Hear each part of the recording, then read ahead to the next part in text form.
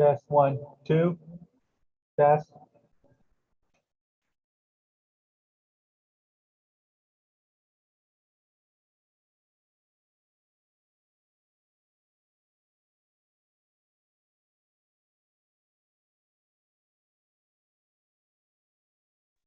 And test, test, test, test, test. Test, test, test, test, test. How you doing? Oh, doing good. Just been a day. How are you doing? Okay. We'll see you in a little bit. In a bit.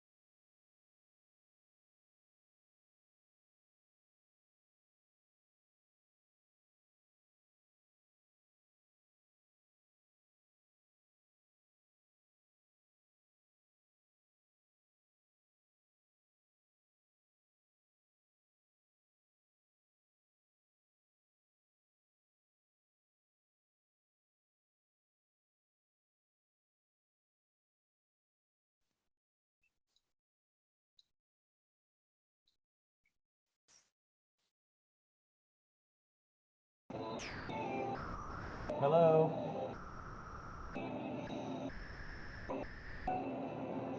Are we good, Richard? Yes, we're fine. I can hear you. Okay.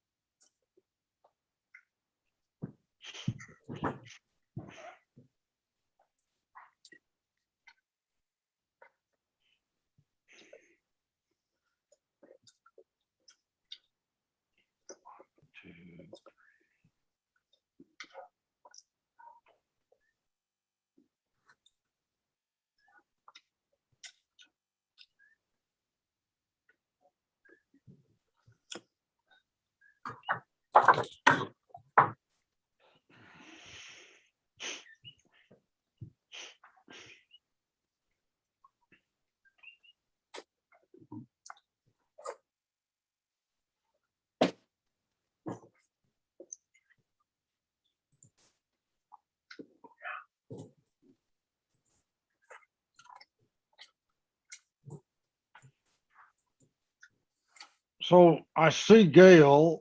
Melvin, are you here? Yes. Dimlis, Yes. Claudia, Nat? Oh, good. Okay, we have a quorum.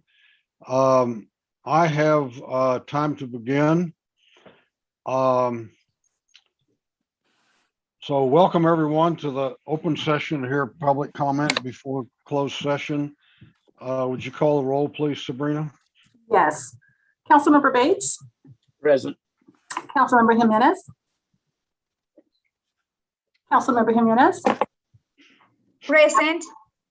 thank you. Vice Mayor Johnson, Here. Councilmember Martinez. Councilmember Martinez, absent. Councilmember McLaughlin. Here. Councilmember Willis Here. and Mayor Butt. Here. Thank you. Would you read the closed session items, please? Yes. Conference with legal counsel, existing litigation, Solvay USA Inc. versus the City of Richmond, Richmond Shoreline Alliance, Sprawl Deaf, Citizens for East Shore Parks, Sunflower Alliance, and Green Action for Health and Environmental Justice versus City of Richmond, Sprawl Deaf, et al. Versus City of Richmond, North Coast Rivers Alliance, et al. Point Richmond Alliance, et al. Versus City of Richmond, Conference with legal counsel, anticipated litigation, 3 cases, conference with labor negotiators, agency representatives, Jack Hughes, employee organizations, SEIU Local 1021 full-time unit, SEIU Local 1021 part-time unit, IFPTE Local 21 mid-level management unit, IFPTE Local 21 executive management unit, Richmond Police Officers Association, Richmond Police Management Association, IAFF Local 188, and Richmond Fire Management Association. Thank you. The next item is public comment before closed session. And I would like to remind everyone that one of the items on here has to do with Point Melody. There is not a Campus Bay item on the closed session agenda tonight. So would you call the public speakers, please, if there are any? Yes, I'll turn it over to Jaswara. Okay, I have 6 speakers so far. I have Tarnell Abbott, Deborah Bayer, Doria, David Kafton, Jeannie Courts, Karen Susag, Tony Sustak, and Sally Tobin. I'll go ahead and start with Tarnell Abbott. You'll have 2 minutes to speak. You can go ahead and start. Tarnell? Can you hear me? Yes. Yeah, Tarnell Abbott, Richmond resident. For clarification, does this mean I cannot speak on anything except what is on the agenda in closed session? At this time, you can, when it comes to the open session meeting, you can speak to anything that's not on the agenda. But for this closed session meeting, you need to speak to items that are on the closed session agenda. Well, I really thought that the point that the Zeneca was on the closed session agenda. It's not. Okay, well, with regards to the Point Melody, I think you need to get this thing settled. And I also think you should not be spending all this this money on a new a bigger contract for the attorneys, the outside attorneys that you have hired. This is a law firm that works for trying to get cities out of following CEQA. And I think it's a conflict of interest. I think it's not in the public's benefit to give this firm any more money. I don't think they're giving you good advice. And I think, you know, the public land is being thrown away. And it's too precious to throw it away. I also have to say that I really think that open forum in front of closed session should not be limited to only the items that are in closed session. And thank you. Thank you. Next speaker is Deborah Baird. Deborah, you'll have 2 minutes to speak. You can go ahead and start. Okay, thank you. I also thought that the Zeneca was going to be a Campus Bay development was going to be part of the lawsuits. It's a very long list of lawsuits that were there. It was hard to see, and of course, there's no files attached.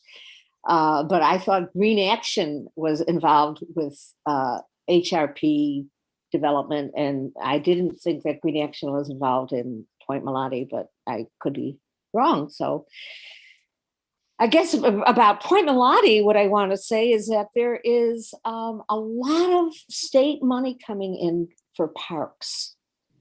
And I think rather than spending staff time and money figuring out how to fight the people who want to make it a park, just an idea I can put in your head is you spend some staff time figuring out how to get some of that money through land trusts, through private funding.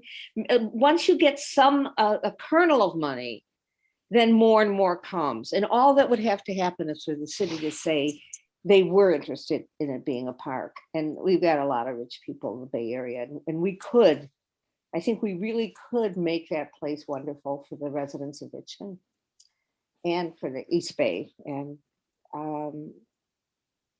really, but then figure out how to buy off those guys with $22 million. That's all they get. Okay, thanks. Bye. Thank you. Next speaker is Doria. Doria, you'll have 2 minutes to speak. You can go ahead and start. Hi, can you hear me? Yes.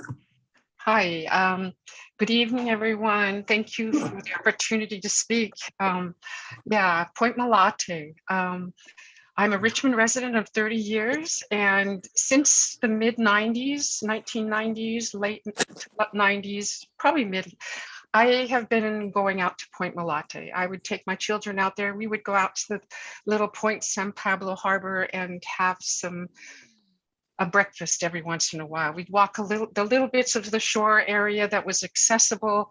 You know, my family, we adventured through the whole area.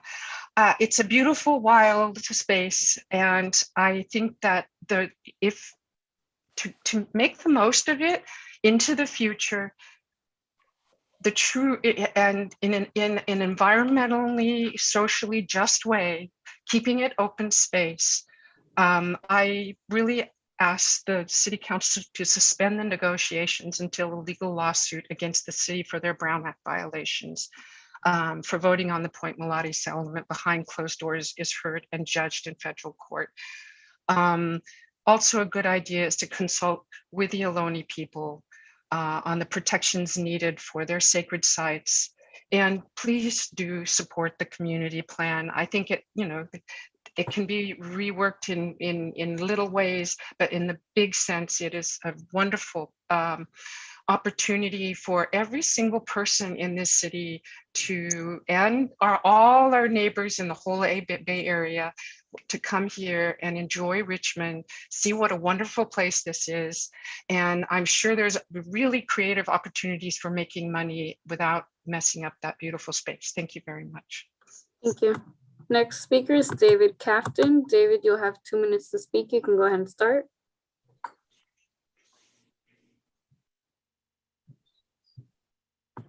David? I thought you, excuse me, I thought you unmuted me, not myself. Good afternoon. I'm David Kafton, resident of Marina Bay and a member of the Richmond Shoreline Alliance. I was prepared to speak about the AstraZeneca site, but I'm happy to say a few words about Point Melati. As previous speakers have said, it's a gorgeous site that should be preserved for all future generations. Totally opposed to this development, which is dangerous and environmentally unsound. Thank you very much for the opportunity to speak, and I'll sign off now. Thank Bye-bye. you. Next speaker is Jeannie Quartz. Jeannie, you'll have 2 minutes to speak. You can go ahead and start. Thank you. Can you hear me? Yes. Okay. El tercer planeta Ocha, en el cuarto está más el lugar Medellín está entrando a tierra derecha. Not sure what that is. Octavo Vittorio Antolini. Oh. Dominga Misterio en la delantera, Planet Ocha pasa al segundo lugar y va Hello? por distancia en los últimos. I'm still here. I'm waiting for this person to stop talking. Okay, I'm not sure what that is. Sorry, Okay. go ahead. That's all right. Okay, thank you.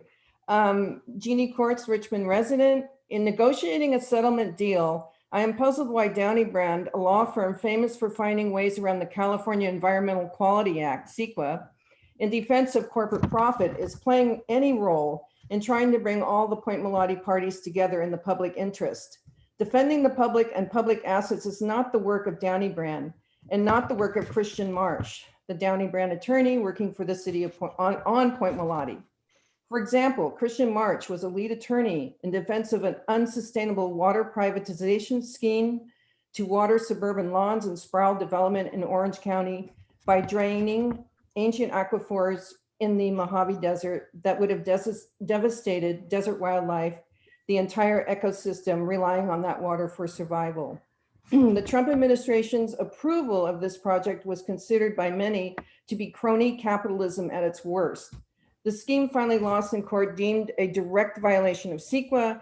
That's what Christian Marsh does for a living. He does not negotiate settlement deals in the public interest. Why do we need to spend this large amount of money to negotiate a settlement? Why hasn't a settlement already been reached? Christian Marsh and Downey Brand may be why. Please do not approve an additional $450,000 for Christian Marsh and Downey Brand, and instead contract a law firm that works in the public interest so we can have confidence that a settlement will be reached and as soon as possible. Thank you for your time. Thank you. Next speaker is Karen Suzak. Karen, you'll have 2 minutes to speak. You can go ahead and start.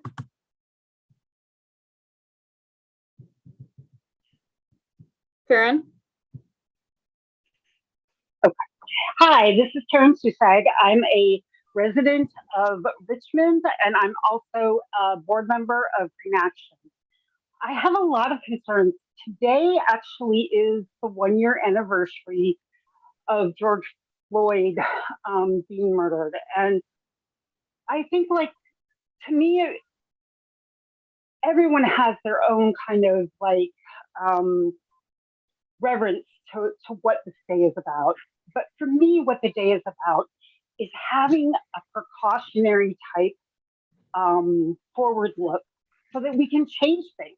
If we don't change what's happening, you know, in our police departments, as well as how we cite environmental, potential environmental problems and threats to environmental justice, it's a problem. I was thinking about Rachel Carson, and I was thinking about how she really crafted that mindset when we're finding out, the shells aren't supporting the eagles anymore, and we're literally killing off generations and generations because of DDT. So the reason I say that is that we don't really know, either at Point Mulati or at the Seneca site, whether it's okay to put housing or anything else there. I don't think that's understood. I know there was a lot of stuff at Point Mulati that, you know, with the oil industry there, and I'm not sure what that is. My concern is that when we have wild spaces like Point Mulati, that we find a way to keep them and be creative and take that change to accept that we don't want people to live on top of or near toxic land. And we also want our communities. Your time has expired. Thank you. The next speaker is Tony Sustak. Tony, you'll have 2 minutes to speak. You can go ahead and start. Yeah, thank you. Tony Sustak, resident of Richmond, one of the people on the lawsuit. And I just want to remind people that we found out kind of early on this project that this is really a scheme to support Mayor Butt's hobby of getting old buildings redone. According to the letter that had come from the tribe, he had apparently made it clear to the tribe that this essentially would have been a done deal, which obviously it hasn't been. That's one problem.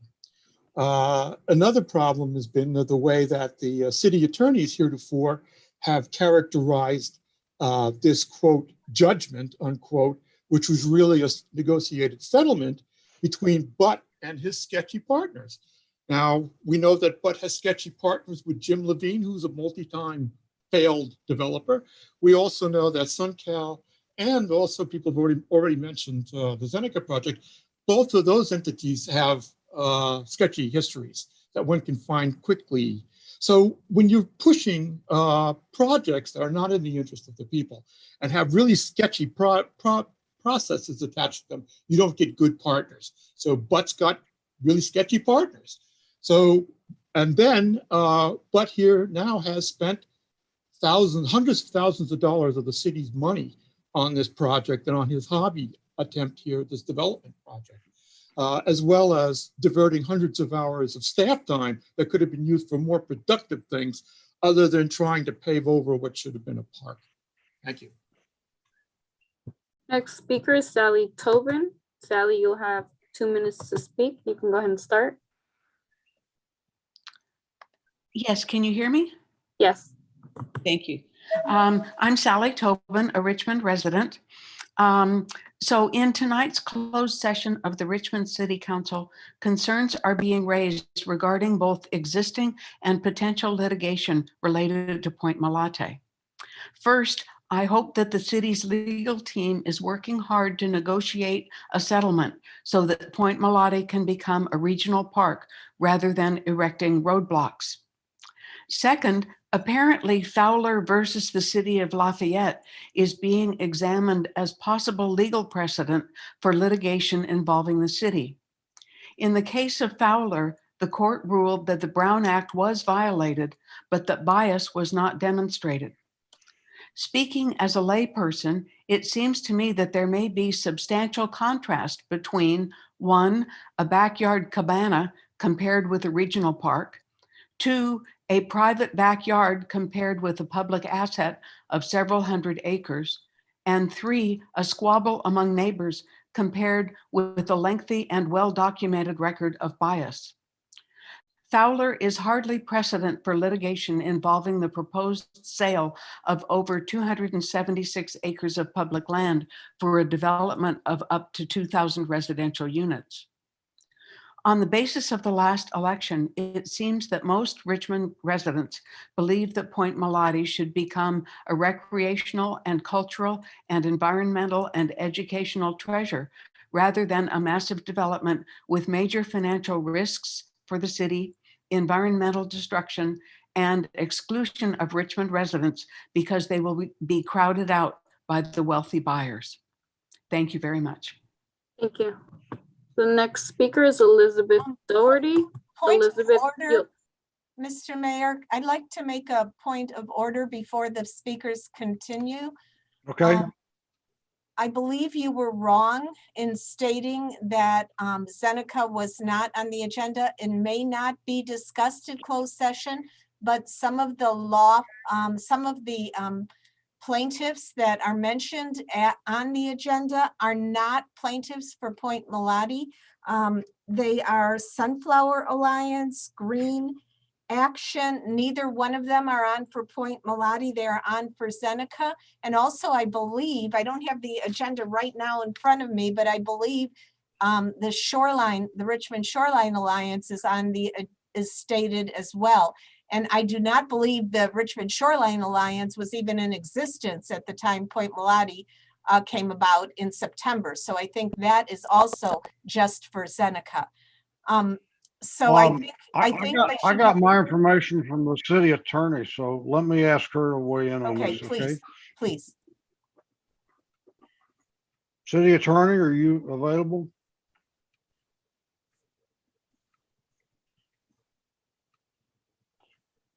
I don't know, I guess not, but I had a discussion with her before the meeting about logistics, and that's what she told me. So is there anybody here representing the city attorney's office?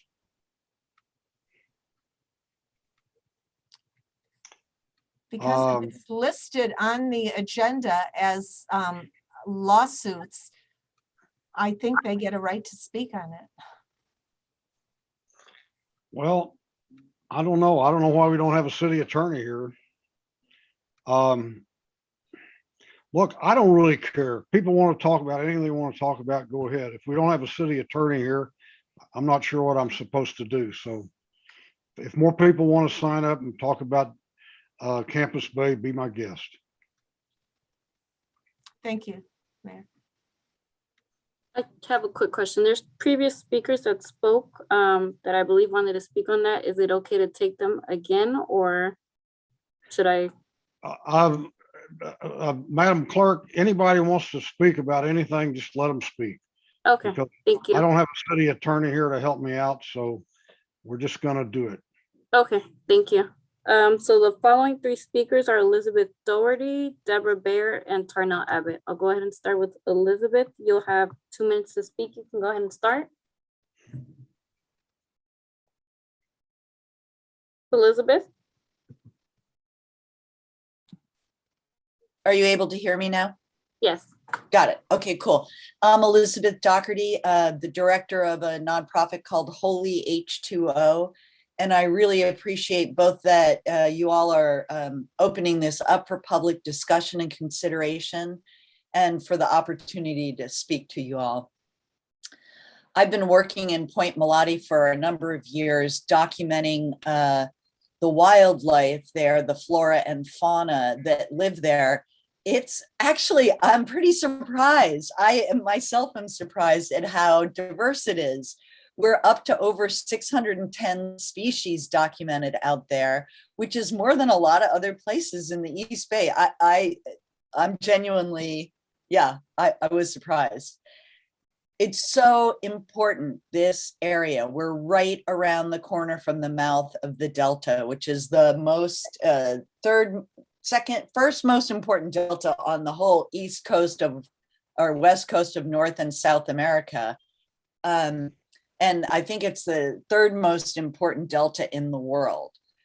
So we're talking about supporting an ecological system that's already in disrepair, as opposed to dismantling this really important ecological system, both onshore and offshore. You know, you guys have heard so much about the eel grass beds that are out there, the osprey, obviously, but you know, those are just the big picture things. There are so many species. I really encourage you to look at an app called iNaturalist and just search for Point Malati, and you'll see the project there and the diversity of life. It's really important. Just the pipevine swallowtail support the population across the East Bay. Please consider this important ecological system before Time has destroying it for expired. no Thank good. you. The next speaker is Deborah Baer, and the next group of speakers after that is Tarnell Abbott, Bill Simpich, Sherry Paget, Sally Tobin, and Paula and Anita. Well, Deborah, these individuals have already spoken. You don't get to speak twice. You get to speak once under closed session. You can speak about whatever you want to speak about. I wanted to speak about this. This is Deborah Baer. I wanted to speak about Zeneca. I said that when I first started speaking. Okay, well, the city attorney's here now, so Well, I did say that. Wait just a minute. Teresa, we Yeah. have a debate going on here. Yes, Councilmember McLaughlin says that Campus Bay is in fact on the agenda tonight and that people should speak on it. So you told me otherwise. So where are we? So thank you, Mr. Mayor. I apologize. I was on in the other Zoom waiting and was then trying to get on this Zoom. I apologize for the delay. I am confirming the intent was that it should only be, there's a litigation item that has nothing to do with Campus Bay or Point Malati. But aside from that, the only other litigation related items are supposed to be Point Malati. I'm getting confirmation that that was correctly noticed. In the meantime, I would suggest that for speakers who have already had an opportunity to speak, that you give them some additional time to speak on Campus Bay so you can keep moving this forward.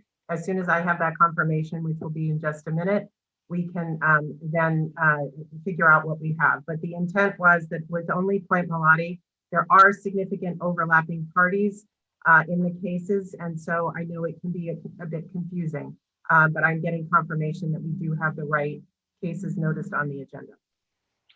Okay, go ahead. Okay.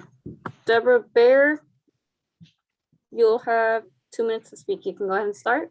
Okay, thanks. Well, I thought you were discussing the lawsuit against the city by Green Action and Richmond Shoreline Alliance about to stop the Campus Bay development. And I am sure that the city attorney has been telling you that any action taken by the council delaying the development or could be misconstrued as being against the development would leave the city open being sued.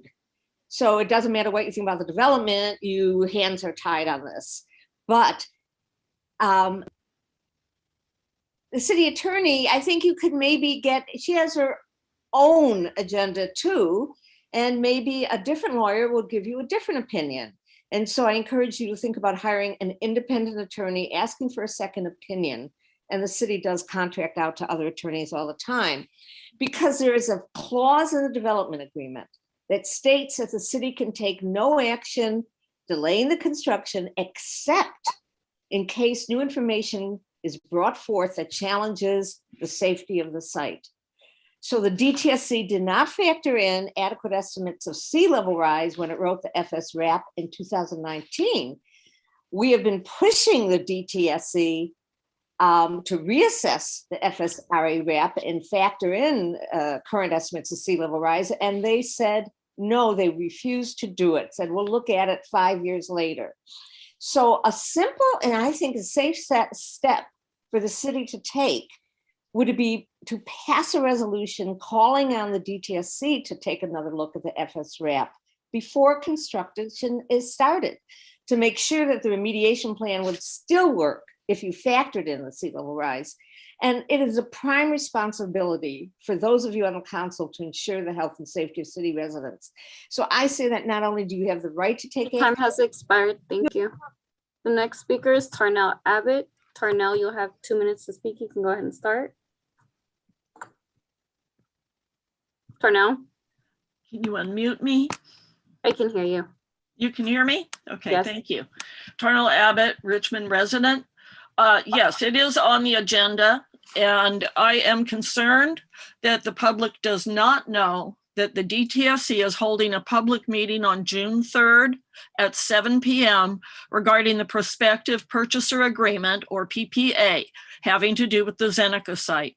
This PPA will have a significant impact on the community at large, but in particular nearby neighborhoods.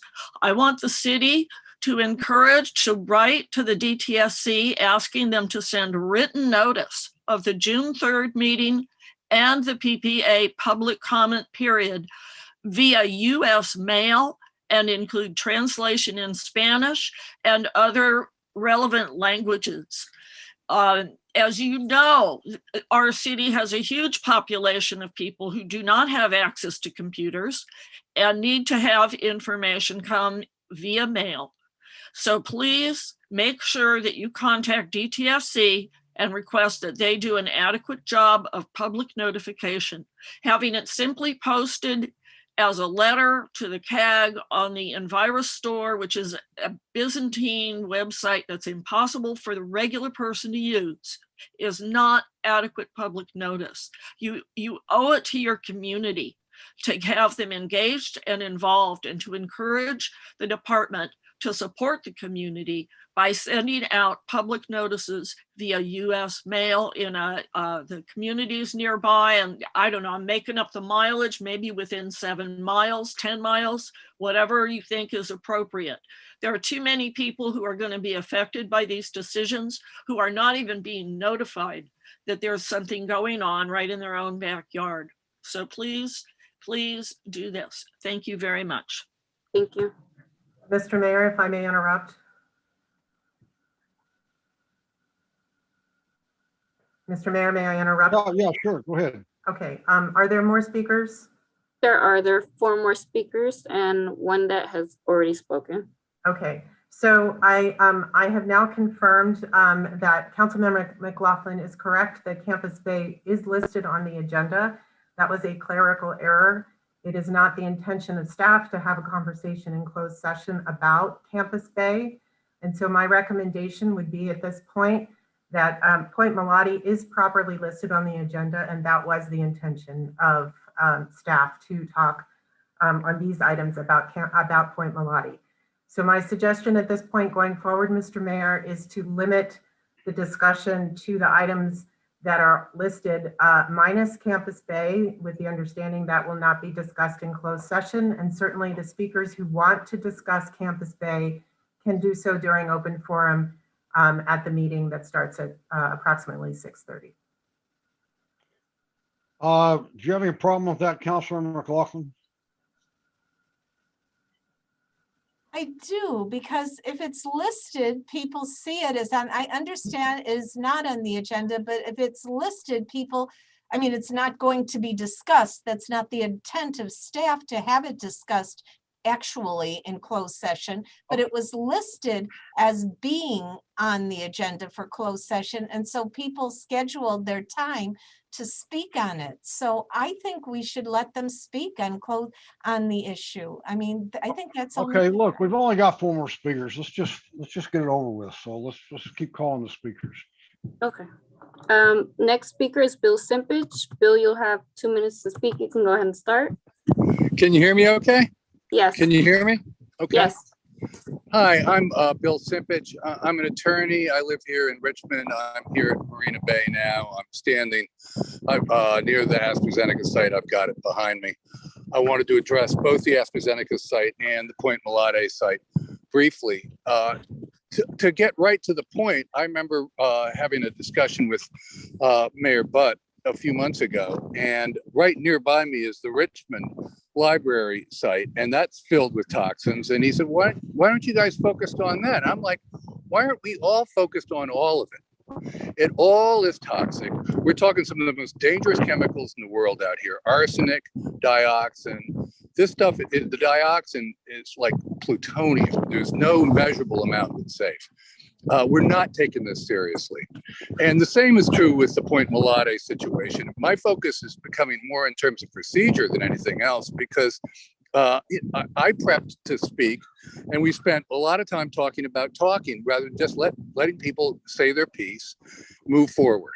I wish the clerk would give adequate time to raise your hand. I got here at 4:30 and the 4:30 call was already done. I don't think that's a fair process. I don't think it's a fair process with the city attorney's office trying to bring in this firm for $400,000 odd when they specialize in putting together DDAs and do not specialize in doing settlements. They've got a built-in conflict of interest. This is not logical behavior, no matter what side you're on this. So I don't know whether, I'm not calling for a kumbaya moment, but I think we've got to take citizen input and conflicts of interest a lot more seriously. And I yield the balance of my time. Thank you. Thank you. Next speaker is Sherry Paget. Sherry, you'll have 2 minutes to speak. You can go ahead and start. Thank you. My name is Sherry Paget. Can you hear me? Yes. I'm a Richmond resident, business owner, employer, taxpayer. I'm a member of the Richmond Southeast Shoreline Area Community Advisory Group. I'm talking to you tonight regarding the AstraZeneca 550,000 cubic yards of leaking and off-gassing hazardous waste. DTSC issued a public notice on May 7th regarding a public comment period that is now open through June 10th after our request that it be extended for 90 days.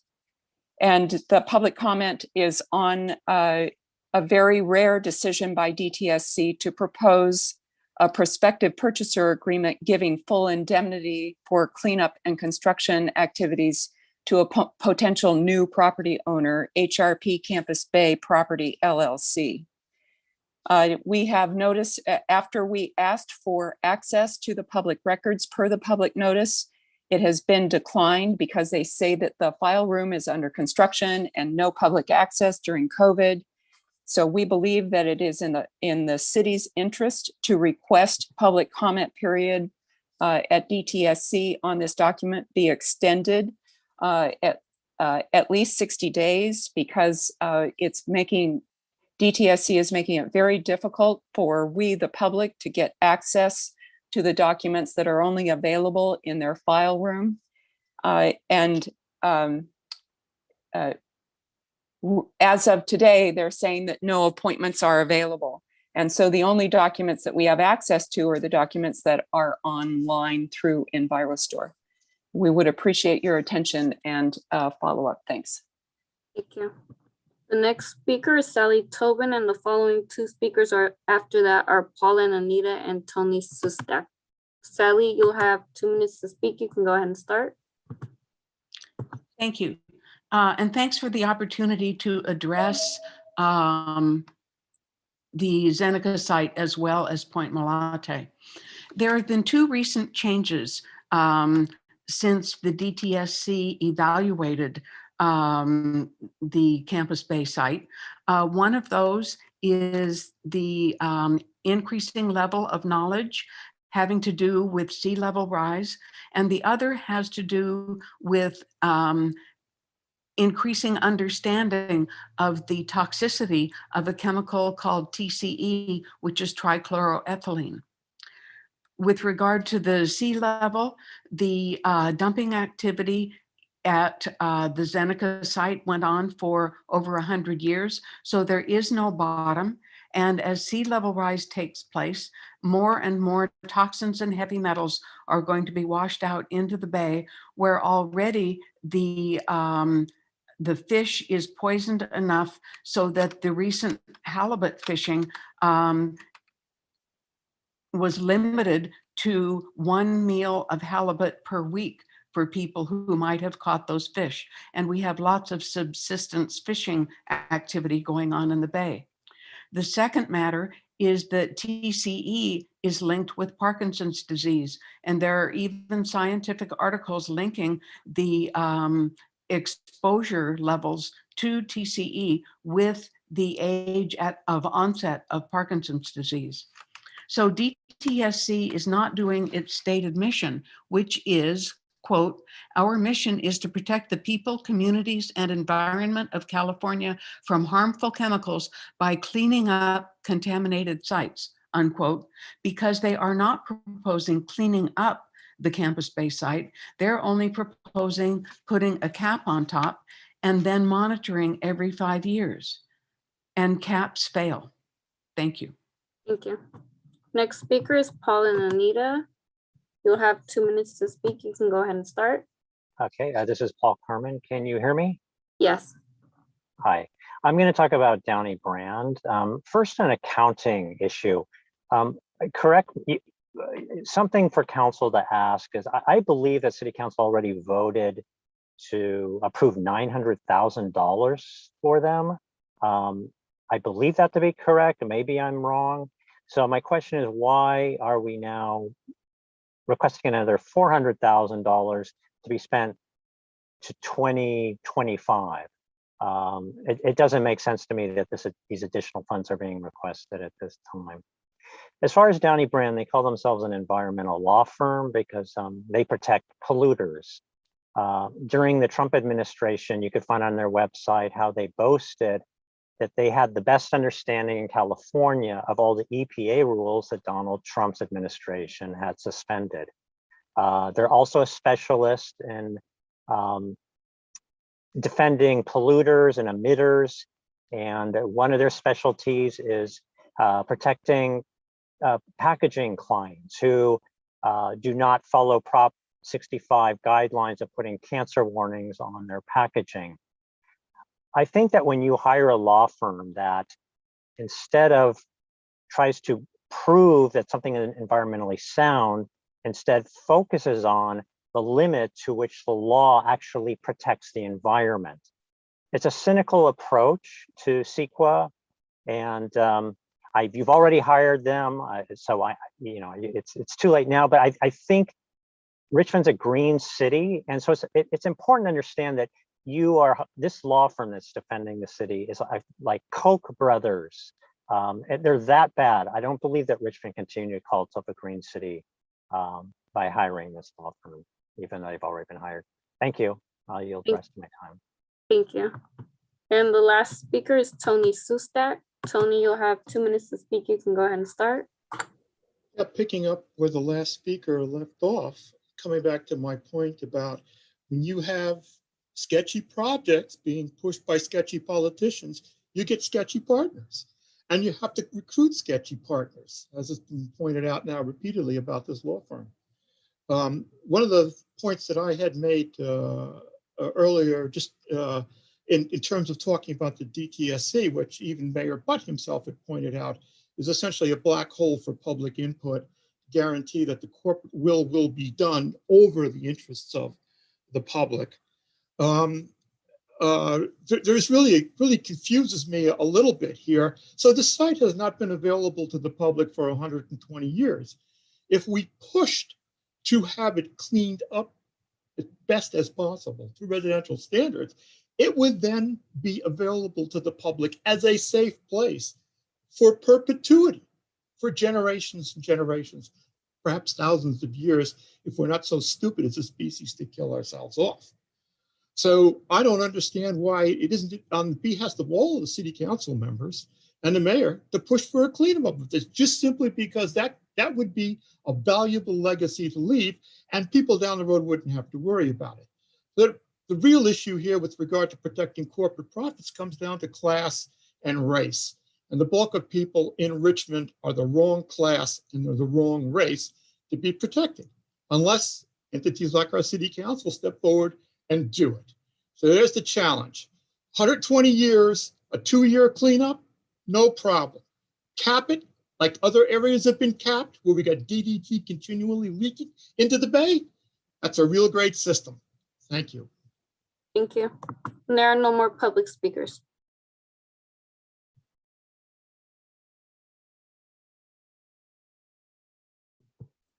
You're muted, Mr. Mayor. You're muted. Thank you. Before we adjourn to closed session, I've been asked to clarify that on the last item that's on our agenda, that Anil Camillo will be representing the city of Richmond instead of Jack Hughes, who happened to have a conflict tonight. So with that, we are now adjourned to closed session.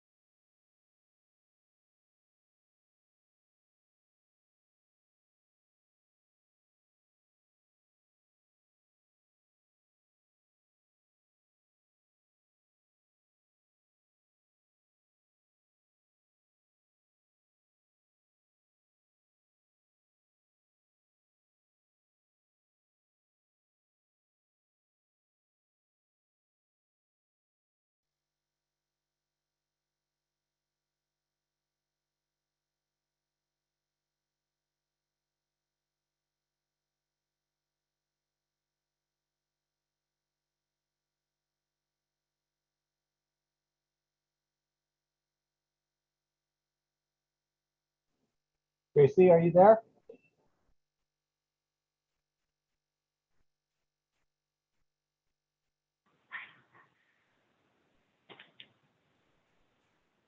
Gracie? Yes.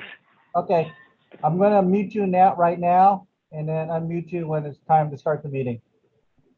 All right, that'll be fine. Thank All right. you. Uh-huh.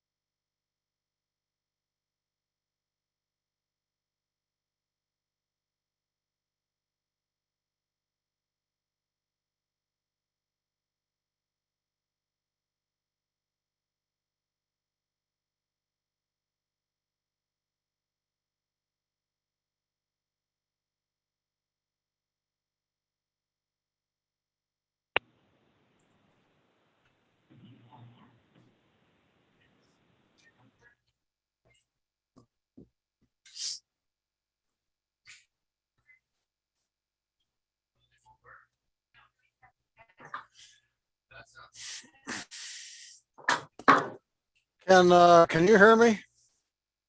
Yes, we can hear you. Your Okay, video is not on. switching. Yeah, I'm switching to earphones.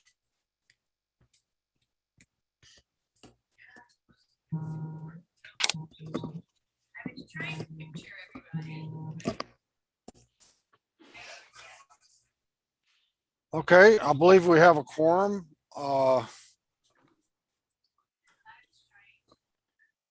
Welcome to the special meeting of the Richmond Housing Authority.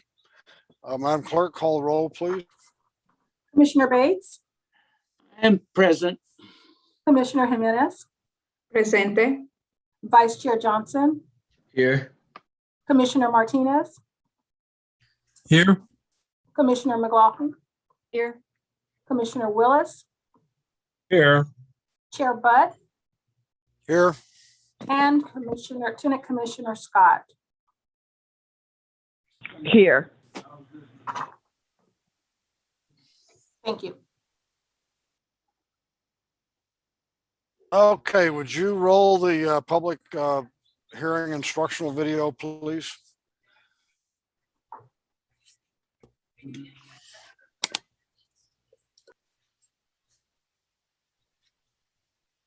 Due to COVID-19, this meeting will be conducted via Zoom pursuant to the provisions of the Governor's Executive Order N-29-20, which suspends certain requirements of the Brown Act.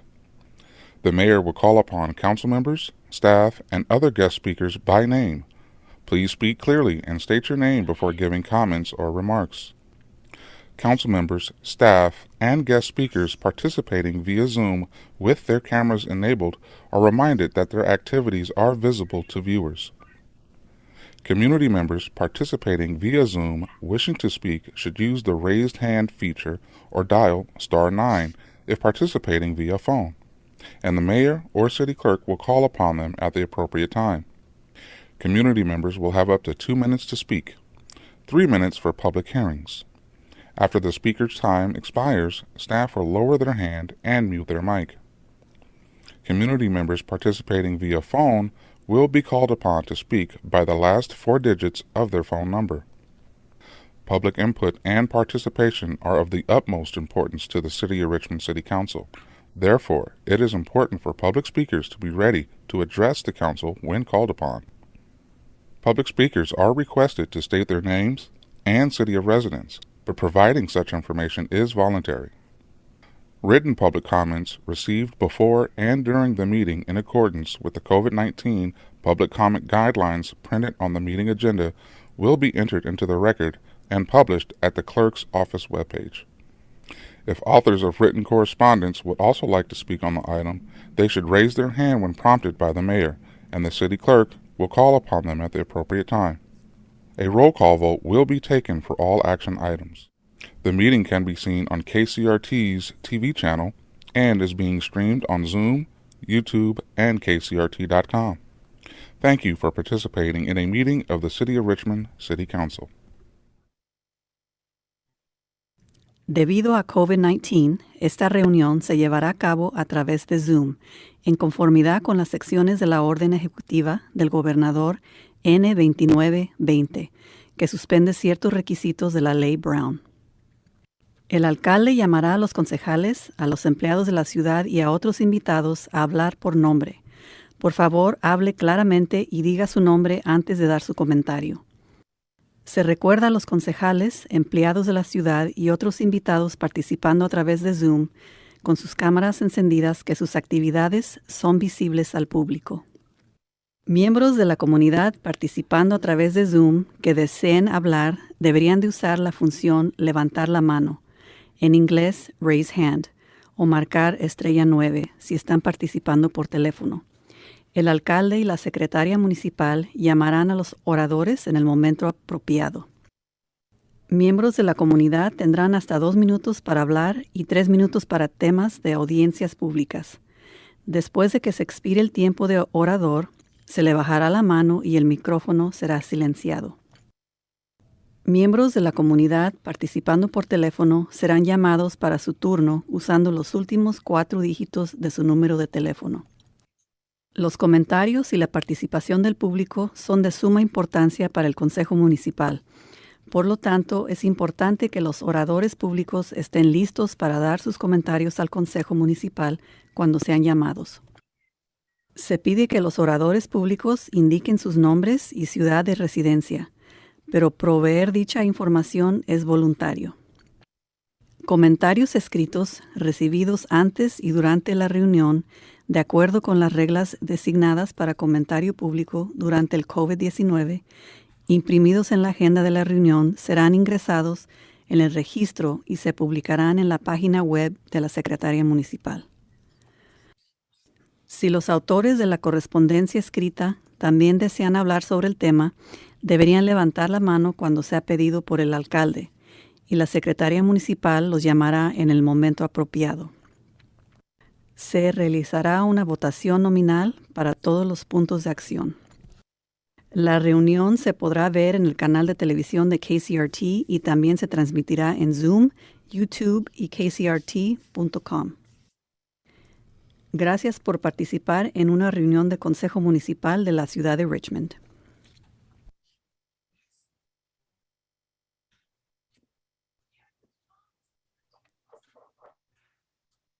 Next is item C, conflict of interest. Does anybody have a conflict of interest to declare? I don't see any. Next item D is report from the executive director. Good evening, KCRT. Can you upload the PowerPoint presentation, please?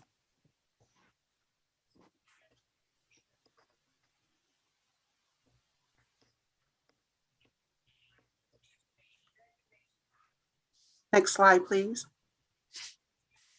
Just a few updates. Please join us tomorrow for our virtual groundbreaking for Hacienda. It's been a long time coming, and we are so excited to come to the final stages of our closing and the groundbreaking for the new Hacienda project. It's tomorrow, Wednesday, the 26th at 2 p.m. The registration link is attached. And if you do not have it already, you can contact me directly and I will forward it to you. Next slide, please. Another update is that we, as always, have been working very hard with other city departments to clean up Nystrom Village. These are photos of our working together with Public Works on May 11th to clean up the property of excess dumping, trash, all kinds of things. We also, next slide, please. Next slide, please. We also work with parking enforcement. A lot of times, because this is off-street parking, people from outside the neighborhood come and park their vehicles, mobile homes, boats, abandoned vehicles in our parking lot. So we work with parking enforcement on May 11th as well to get rid of these unauthorized vehicles and abandoned vehicles. And that concludes my updates. Thank you.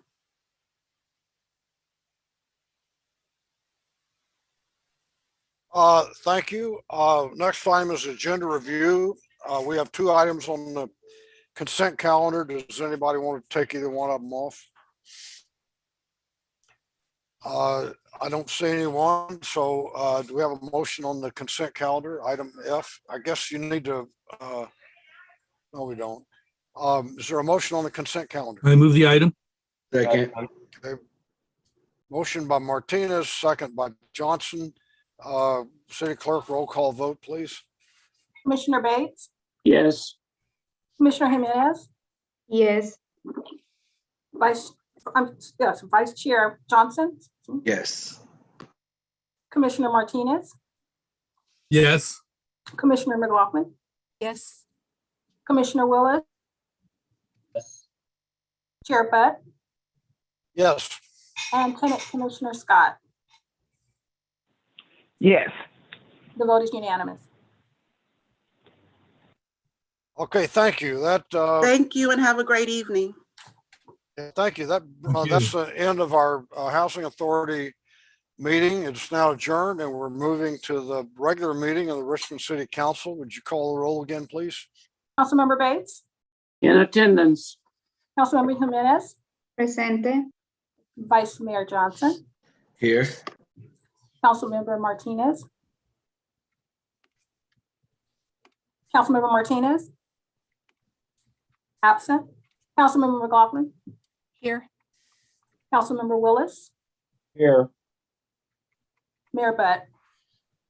Here. And we'll go back to Councilmember Martinez. Are you here? Absent. Okay, the next item is I'm here. agenda review. Apologies. He's here. My computer froze and I wasn't able to say here. Okay, thank you. For the record, you reflected as present. Okay, the next item is agenda review. Does anybody want to change any items on the agenda? Mayor Butt, yes. Yes. I have an emergency item that I would like the council to discuss. For emergency items, of course, they have to have come to the council's attention after the agenda was published and can't wait until the next meeting. And of course, we'll need 5 votes to put it on the agenda. This has to do with the RV communities at Castro Street and Ryden Road. In particular, Castro Street site came to the attention of the council after the agenda went out, just how bad conditions have gotten there. And it's really, really a concern of mine. And I think we should all be concerned that we have such an inhumane situation at Castro in particular. Well, I don't want to go into all the details which will come forward through the item itself, but I believe we need to take a step to address this, and this item brings out some steps that we could take. I've had a conversation with our planning director, and I'll be able to describe more, but at this point, I would like to make a motion that to address the inhumane conditions that we face right now and to alleviate some of these conditions, that we take up this item, this emergency item to address a solution, an interim solution for the problems that we face at the vehicle sites right now at this time. So that's my motion, that we take up this item as an emergency item. Is there a second? I second. Who's- Martinez. Okay, second by Martinez. So we need 5 votes on this. Call the roll, please, Madam Clerk. Councilmember McLaughlin, I just need you to clarify that you are suspending the rules and adding an emergency item. I don't believe it's a suspension of the rules. You'll have to Okay. clarify that, because I believe any emergency item needs 5 votes. So, Okay, thank yeah. you for the clarification. Mhm. Councilmember Bates, Yes. Councilmember Jimenez, Yes. Vice Mayor Johnson, Yay. Councilmember Martinez, Yes. Councilmember McLaughlin, Yes. Councilmember Willis, Yes. and Mayor Butt. Yes. The vote is unanimous. And Mayor, can we hear this right after the presentation? I don't think it'll take very long. Or Well, after, how about doing it after open forum? after open forum is fine, yes. Yes. Okay, that's- all right, without objection, that's what we'll do. Okay. Okay, the next item is presentation, item D1. Would you read that, Madam Clerk? Receive a presentation regarding the scholarship awards for the Snowball King and Queen winners and runners-up of the 68th Annual Virtual Snowball Scholarship held on December 19, 2020. Excuse me, is there public comments before this or? Somebody's going to make a presentation. I'm not sure who. Open forum follows this item. Oh, okay, thank you. What, Sabrina? I was just clarifying for Councilmember Jimenez that open forum comes after the presentations.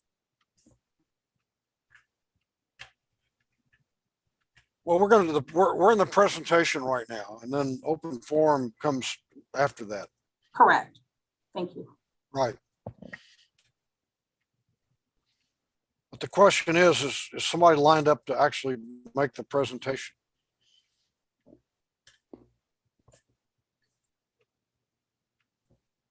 Can you hear me? Yes, you're being heard. Okay, so the question I have is somebody lined up to make the presentation? Or is it just on the, is it, Mayor Abbott and city it council looks members. like Jim Nantel and Kimberly Carson Thrower put that on here. Oh, there you are. Oh, okay, go ahead. So Mayor Abbott, city council members, this is Ranjana Maharaj, Community Services Administrative Manager. Mayor Abbott, Christopher had sent you a notification. You were going to read the information regarding the snowball. There's no presentation per se. It was just a letter, remarks from you. Okay, do you want to say anything about it? You were going to highlight, you were going to read out the report as far as what you were going to highlight about the snowball event. Do you have the report or no? Rajana, why don't you share some highlights? So basically, last year was a very challenging year. We held a virtual snowball event where we invited the schools out of Richmond. Only 3 schools, 6 participants attended. They were from Richmond High School, El Cerrito, De Anza, Hercules. And so we were able to conduct a virtual snowball event. It generally is held in a big way at the auditorium. I know Mayor Butt has been there before. He's helped us crown and the queen and award the king the scepter. And so unfortunately last year, because of COVID, we had to have the event as virtually. And so we had the collaboration from the IT director, Sue Hartman, Michelle Milam from the police department. We also had help from Maren Holbert and her husband, Gary. They were the donors for this for the scholarship awards.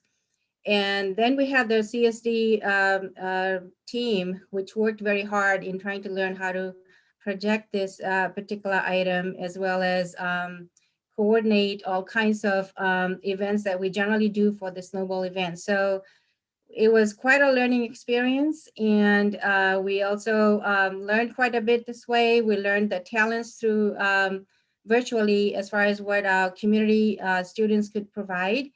And based upon the information we got from the students and the team in Richmond, we were able to conduct the snowball event. And so the students are away at college now. The Hilberts provided donations to the awards. And so they're able to use the funding towards the education. And with this, we wanted to thank everybody on the team.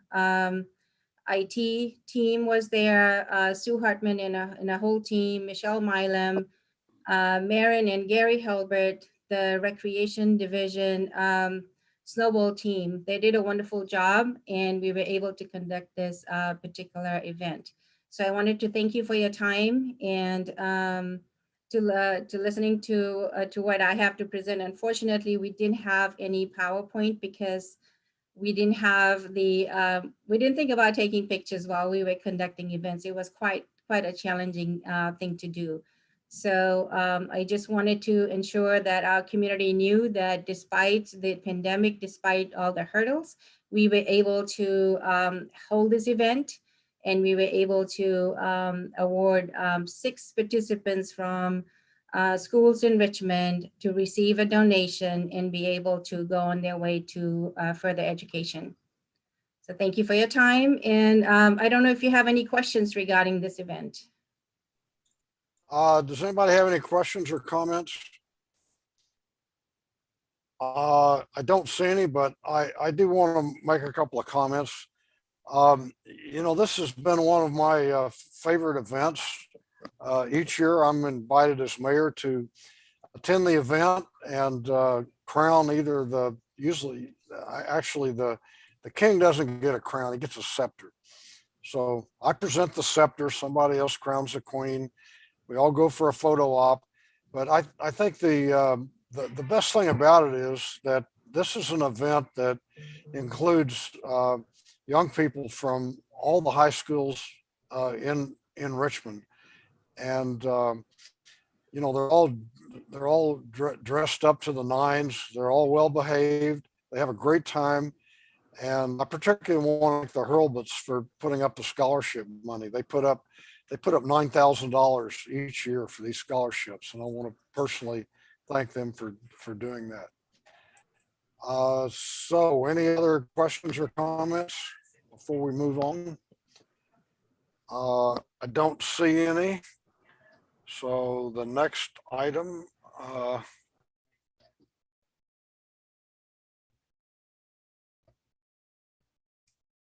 well, I can't find the next item here. Just a second.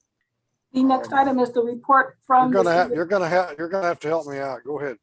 The next item is the report from the city attorney of final decisions made during closed session. There were no final decisions made during closed session. The next item is a report from the city manager. Good evening, everyone. Just wanted to remind folks that there is a weekly report that is generated through the city manager's office, and there's all kinds of really great information in there. So be sure to sign up for that. Wanted to highlight just a couple of things this week. One of them is tomorrow evening. There is an event, virtual event, of course, celebrating the scholars from the Richmond Promise Class of 2021. So many of you know that this is an amazing program that Richmond has. This year, we're honoring over 400 scholarship recipients, and they are joining the growing number of recipients. I think it's over 1,300 at this point. So tomorrow night, starting at 5 p.m., there is an event celebrating those folks. There is also some grants that have been given to businesses here locally. These are the California Small Business COVID-19 grants. And these are programs where $5,000 to $25,000 can be awarded. And we have been able to receive over $2.7 million here in Richmond for 271 businesses. The award size on average was about $10,000. So if you need more information on that program, please go to the California Small Business Grant Program. We also have, so not just grants, but job opportunities. Our own employment and training division always has training programs for folks, all kinds of things they do to help improve folks' skills and abilities and be able to get well-paying jobs, particularly here locally. And they're currently advertising jobs ranging in pay from $16 an hour to $150,000 a year. So always take a look at our employment and training division, a lot of opportunity year round for employment. And then lastly, just wanted to highlight a couple of things related to our arts and culture division. There is a survey that is available to help inform the folks in that division and the commissioners about some interests that you have and that will be used in planning for the future. We're also seeking photographers and graphic designers to help us update the art inventory. So if you have photographic skills or graphic design skills, please visit our website to see some more about that. Thank you. And the next item on the agenda is open forum for public comment. Hey, So, Mr. Mayor. Yes. Personal privilege. I requested the city manager to provide an update by the police chief in reference to the various crime activities during the past couple of weeks. Of course, I met resistance by even suggesting it, but we have a policy, you and I probably know more about it than anyone else, is that the report of officers was specifically designed for officers to make a report at the request of council members. I requested the chief of police to do that. And I would like for you as a mayor to honor my request, although I didn't make it to you, but we've had that policy in for years. And I just don't understand why we cannot, as a council person, ask for a department head to come forward and make a report. So I've spoken to the chief. She's prepared to make this comment. And I appreciate the council indulgence as well with the direction of the mayor to allow the chief of police to come forward. We've had too many homicides all over this Bay Area. I don't want to get into the details. If you saw Nora O'Donnell last night, I mean, it's embarrassing all over this country. I think that our citizens deserve respect to understand what is going on and occurring in the city of Richmond. So with your indulgence, I'd like for the chief to come forward and make a comment. So, Mayor, I can't hear you. So, Mayor, we have the ability to be able to do this. The item I is where this is typically done, and the chief is ready to make a brief statement. And I understand that Councilmember Bates is interested in having some additional information coming back when we can agendize it. So I'm so sorry, Mayor. I can't hear you. But what I would suggest that we do is that we are able to address this in agenda item I.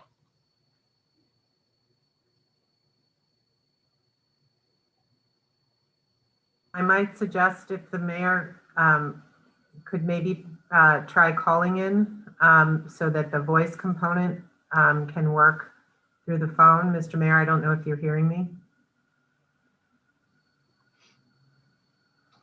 You might need to mute your. Well, if the council is agreeable, why don't we just move on? I think the other option, if the mayor is not able to connect, I think we could certainly ask the vice mayor to step up and share until the mayor can. Yes, I'm in agreement with the city manager, and we can do the report under item I. can you hear me now? Yes. Can you hear me now? Yes. Okay, all right. Okay, so Councilor Bates, is it okay with you that we take that up under item I? I think you said okay, right? Whatever.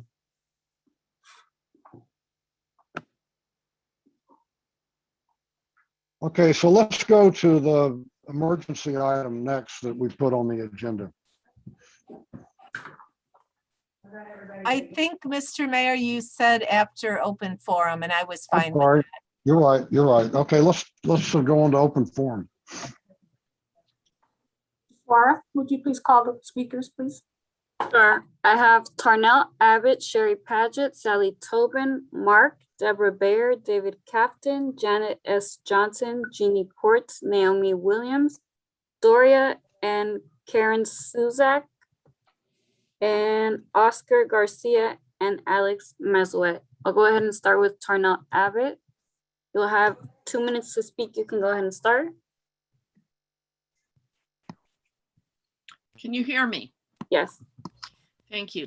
My name is Tarnal Abbott. I live in Richmond. I need to talk to you about the Seneca site and the fact that the DTSC, who has jurisdictional oversight over this highly polluted 550,000 cubic yards of toxic waste on our shoreline, is holding a public meeting on June the 3rd at 7 p.m. And the public has no way to know that this is happening. So I'm requesting that you now make this an emergency item, that the city of Richmond publicize on their own, and also that they ask DTSC to send notification to all neighborhoods within a half-mile radius of the site about this public meeting.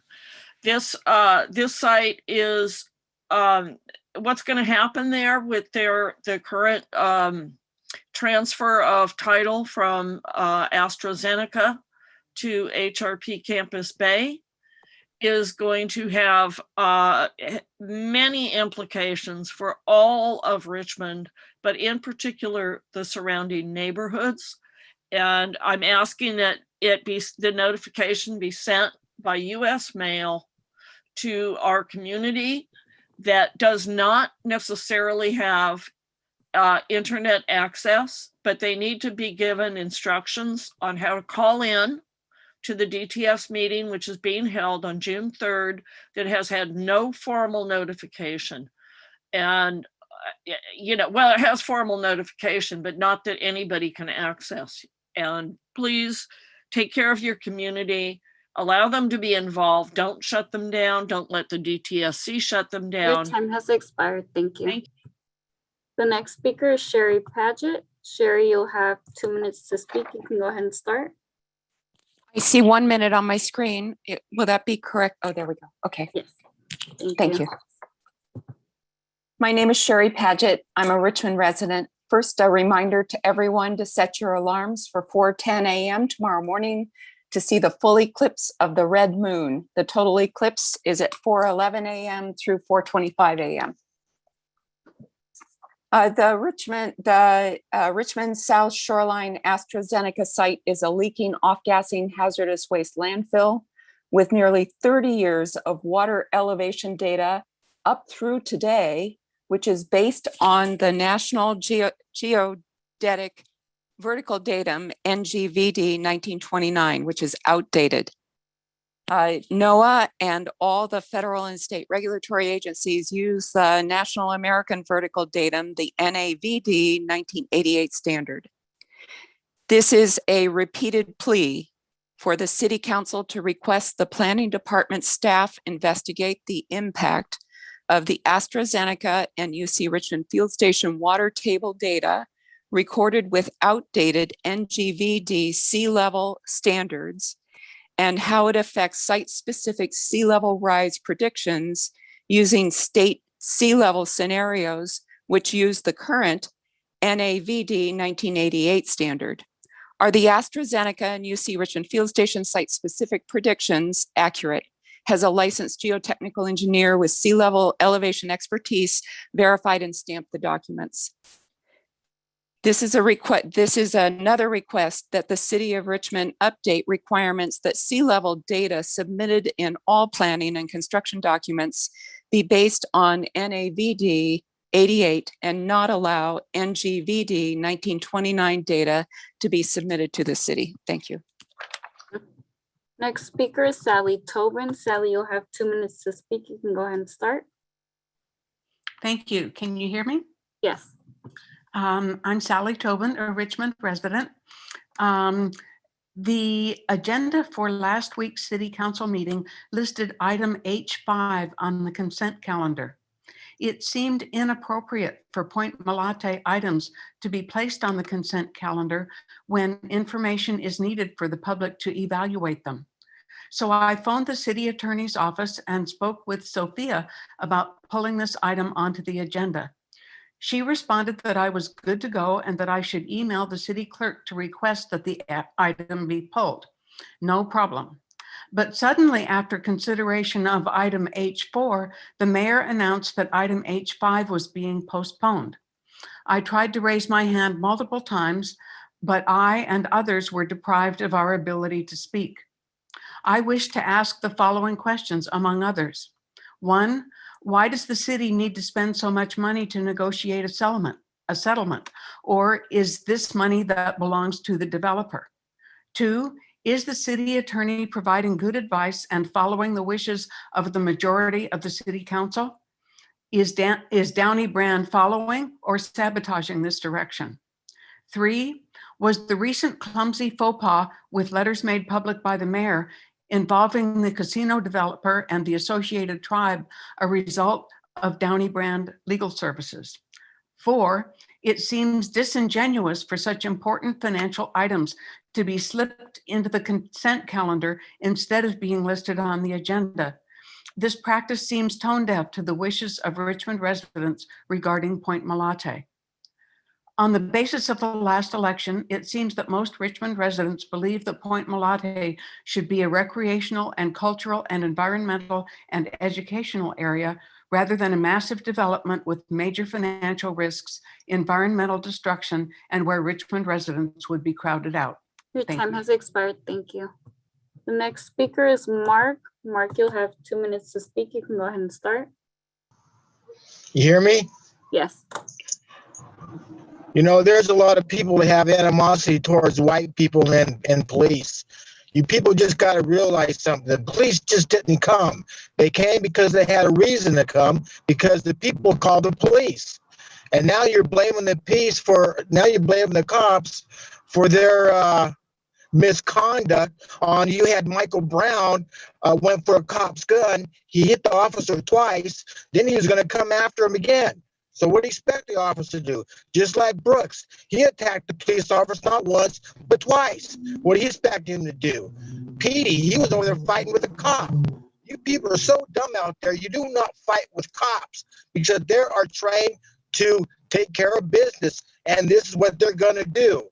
Now, Aguado, you was a victim, right? Why don't you tell the people what happened? You was down, you got mugged, they took your cell phone, you was drunk, and Gabe made you fill out a police report. Oh yeah, and McLaughlin, she doesn't remember what happened when she was mayor about the violence, even though she turned down the state of emergency. She was at 10 City. She still don't recall what happened after being mayor for 8 years and on the city council for about 2-3 years. I guess it just slipped your mind, did it, McLaughlin? I mean, you people are going to be so dumb to go ahead and defund the police. Like I tried to tell you over and over again, it's just going to be like it was back in the heyday of the violence, 2004, 5, 6, 7, 8, 9, and 10. Nat, you remember that. But you remember that, but you never said nothing about it. You were just too busy getting those big fat money deals for your business. And McLaughlin goes, gee, I have no recollection. I didn't even know what happened. You know, it's the lies that you people are trying to con people, and we know for a fact what's going to happen. And I'm going to tell you, it's going to get worse. Your time has expired.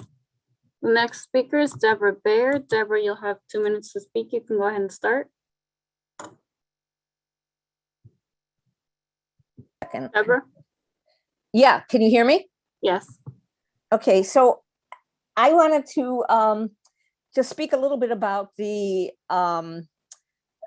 prospective purchase agreement that the DTSC is going to sign with HRP Campus Bay, who said they were the settling respondents.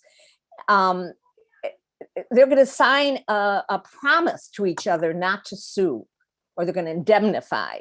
This has to be signed between the DTSC and the developer before the development can continue on. But there's a problem in under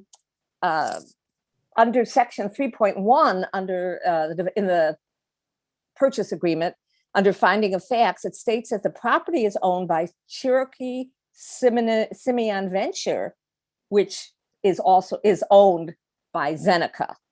In the history of that, and it said it was managed by Zeneca. I don't know what that means. The liability, Zeneca has a liability for Chirico Simeon Venture because Chirico and Simeon went bankrupt, and the judge said the silent partner was Zeneca. So that's Zeneca, okay? But who is HRP?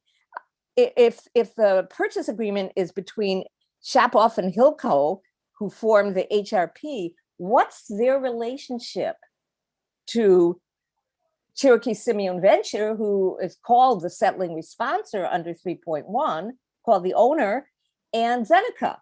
What's the relationship between three entities? Cherokee Simeon, HRP, and Zeneca? Because it's a very important question, because who has the liability? Who carries the liability? In the purchase agreement, HRP has set aside $13 million for the cleanup. That is an absurdly small amount. Zeneca had set aside $100 million for the cleanup. Your time has expired. Thank you. The next speaker is David Captain. David, you'll have 2 minutes to speak. You can go ahead and start. I thought that the public remarks were 3 minutes. Am I mistaken? 2 minutes. 2 minutes. Oh, you need to change it on the site. I'm David Captain, resident of Marina Bay and a member of the Richmond Shoreline Alliance. Thanks for letting me speak this evening. I'm very much opposed to the 4,000 unit residential development to be built on the AstraZeneca Superfund toxic waste site. I'm opposed because the toxic waste dump should be totally cleaned up before anything is built. It's a threat to human health, the surrounding wetlands in San Francisco Bay. The California Department of Toxic Substances Control, DTSC, is responsible for cleaning up the site for human use. Unfortunately, their remedies appear to be dangerously flawed. Initially, DTS required a full cleanup of the toxic waste. Then they changed it to a 2% cleanup. And they did this based on the assumption that their land use restrictions, a cap over the remaining toxic stew, and immobilizing that toxic stew will work.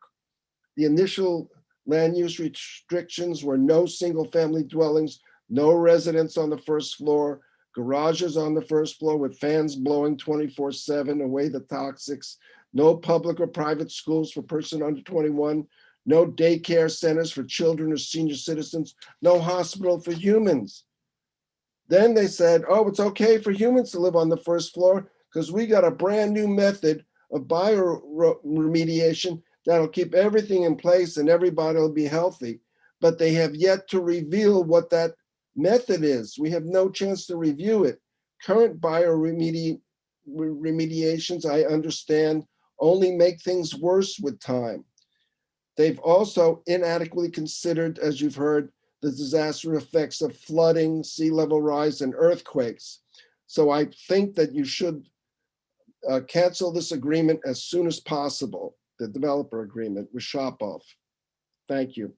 Thank you.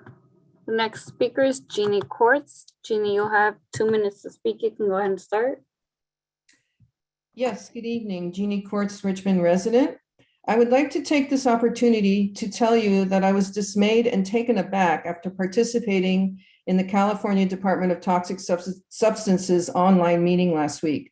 People from all over California called in about toxic sites in their areas, that these sites need to be cleaned up and cleaned up to residential standards before housing or development takes place, and or to protect the environment. 3 speakers from the Richmond community spoke to the AstraZeneca campus-based site. Sea level rise was brought up as well. Everyone who called in and made comments about DTSC's decision related to these sites got the same patronizing and, dare I say, abusive answers from Grant Cope, DTSC's Site Mitigation and Restoration Program Deputy Director. All the answers were the same regarding how toxic cleanup is worse because of diesel trucks and dust, that we can't send toxic soil to other communities, and DTSC checks everything after 5 years, which basically is a joke considering how do you remediate when housing is already built in place? Not to mention they don't have the bandwidth to check all the sites every 5 years. And not one comment from Mr. Cope concerning sea level rise. This is unacceptable. It's a pat answer to everything and insulting to us. We are not stupid, and we know there are alternatives to the cleanup issue and where the toxic soil should go that will not impact other communities.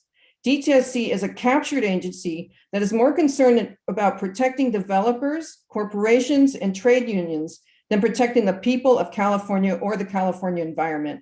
An oversight agency, it is not. It's a joke. Thank you for your time. Thank you. The next speaker is Naomi Williams. Naomi, you'll have 2 minutes to speak. You can go ahead and start. Can you hear me? Yes. Okay. Good evening, Mayor, Vice Mayor, City Council people, City Manager, and all the staff and the residents of Richmond. This is concerned and otherwise make our lives one way or the other. Please say no to defunding the police department. We that live on the south side knows what happens almost every day with the crime that goes on down here on the south side, in Parkchester and Shields Reed and other neighborhoods as well. We need our protection in order to feel safe, and we need more officers, not less. They do not have time to really think about being safe. They have to do their job. Please consider using the new money for these new programs, but not at the expense of defunding the police. Leave their budget alone. And please, you pay taxes and I pay taxes to what's going on when there is an emergency, but not enough cops to respond. It seems like when we lose 32 cops, that's going to add up to much more and many more, because there will be some more cops knowing how stressed the job is, and will then what? Probably leave or put in for something else. They haven't put already, if they haven't put in already. Give Chief Frank a chance and a good staff of officers to help us. Please, please, please. If you got nothing happening on your side of town, you can send them all down here on our side of town, because we need them plus more, especially the good officers. I yield my time. Thank you. The next speaker is Karen Suzak. The following speaker will be Oscar Garcia, Alex Mesuet, City Attorney's Office, and Councilmember Bates. Karen Suzak, you'll have 2 minutes to speak. You can go ahead and start. Hi, this is Karen Susag. I live in Richmond. I'm a resident. I'm also on the board of Green Action for Health and Environmental Justice. And I think a lot about what that means, because health and environmental justice means that folks that, live near and around toxic sites have the same right to health as folks that maybe live in the hills that don't live near the sites. And the idea that this is a kind of a race-based decision-making process where, the people live that are closer to the toxic sites. I think you have an opportunity with this Zeneca site, the decision that you can make to avoid that, to avoid, housing being put there, to avoid people's lives being, upended because they're sick. They're not able to take care of themselves. They have cancer. They have Parkinson's. All these things that we know these chemicals do. The chemicals don't stay under the concrete cap. I mean, we all know that. This community is overburdened. And I think more discussion needs to happen when you're going to make a decision like this. So that's my one thought. I am also concerned about what happened in the earlier session, public speaking, because it just really felt like we weren't able to speak to the Zeneca item before the closed session. So I don't know what that was about, but it was very confusing, and I think you all can do better. Your time So has thank you. expired. Thank you. The next speaker is Oscar Garcia. Oscar, you'll have 2 minutes to speak. You can go ahead and start. Good evening. My name is Oscar Garcia. I am president of the Iron Triangle Neighborhood Council. I would like to make some comments regarding the budgets that are being reevaluated for the police department. I continue to see a general lack of community engagement in this process. In the last couple of weeks, I've spoken with about 10 or 8 to 10 neighborhood councils, and none were engaged ahead of this potentially significant decision that the city is looking at. And echoing Ms. Naomi's comments, the Iron Triangle, could disproportionately take the brunt hit of this decision because we're more impacted by things that require police intervention. So, think about, the little kids that require regular patrolling to ensure that they feel safe when they get to school. Think about the person that's just been in a major car accident that needs major quick and important response from the police department in order to ensure the safety of their lives. There's many scenarios that, disproportionately affects people that are of lower income and or of color that I don't think are adequately being accounted for in this decision making. A lot of this decision making, unfortunately, is being made in echo chambers, and we need a more thorough, complete review and input from the community. I do want to thank our Vice Mayor, for reaching out to the Iron Triangle. Thank you, Demlis. And I really hope that all of the rest of the council is doing the same with your fellow districts. Thank you. Thank you. The next speaker is Alex Mazuet. The following speakers after that will be Councilmember Bates, Janet S. Johnson, Richmond firefighters, and Emily Ross. Alex Mazuet, you'll have 2 minutes to speak. You can go ahead and start. Can you hear me? Yes. Okay. Hi, this is Alex Mazuet, resident, and thank you for having me. I'm asking you, Commissioner, to please stand up for all of us Richmond residents and require that DTSC fulfills its duties and responsibilities. It is preposterous that DTSC, a public agency in the service of the people, so strongly refuse to listen to everything the community has been saying for years and again tonight. And we've been saying a lot. For instance, don't go for the cheap cleanup. Do a thorough cleanup.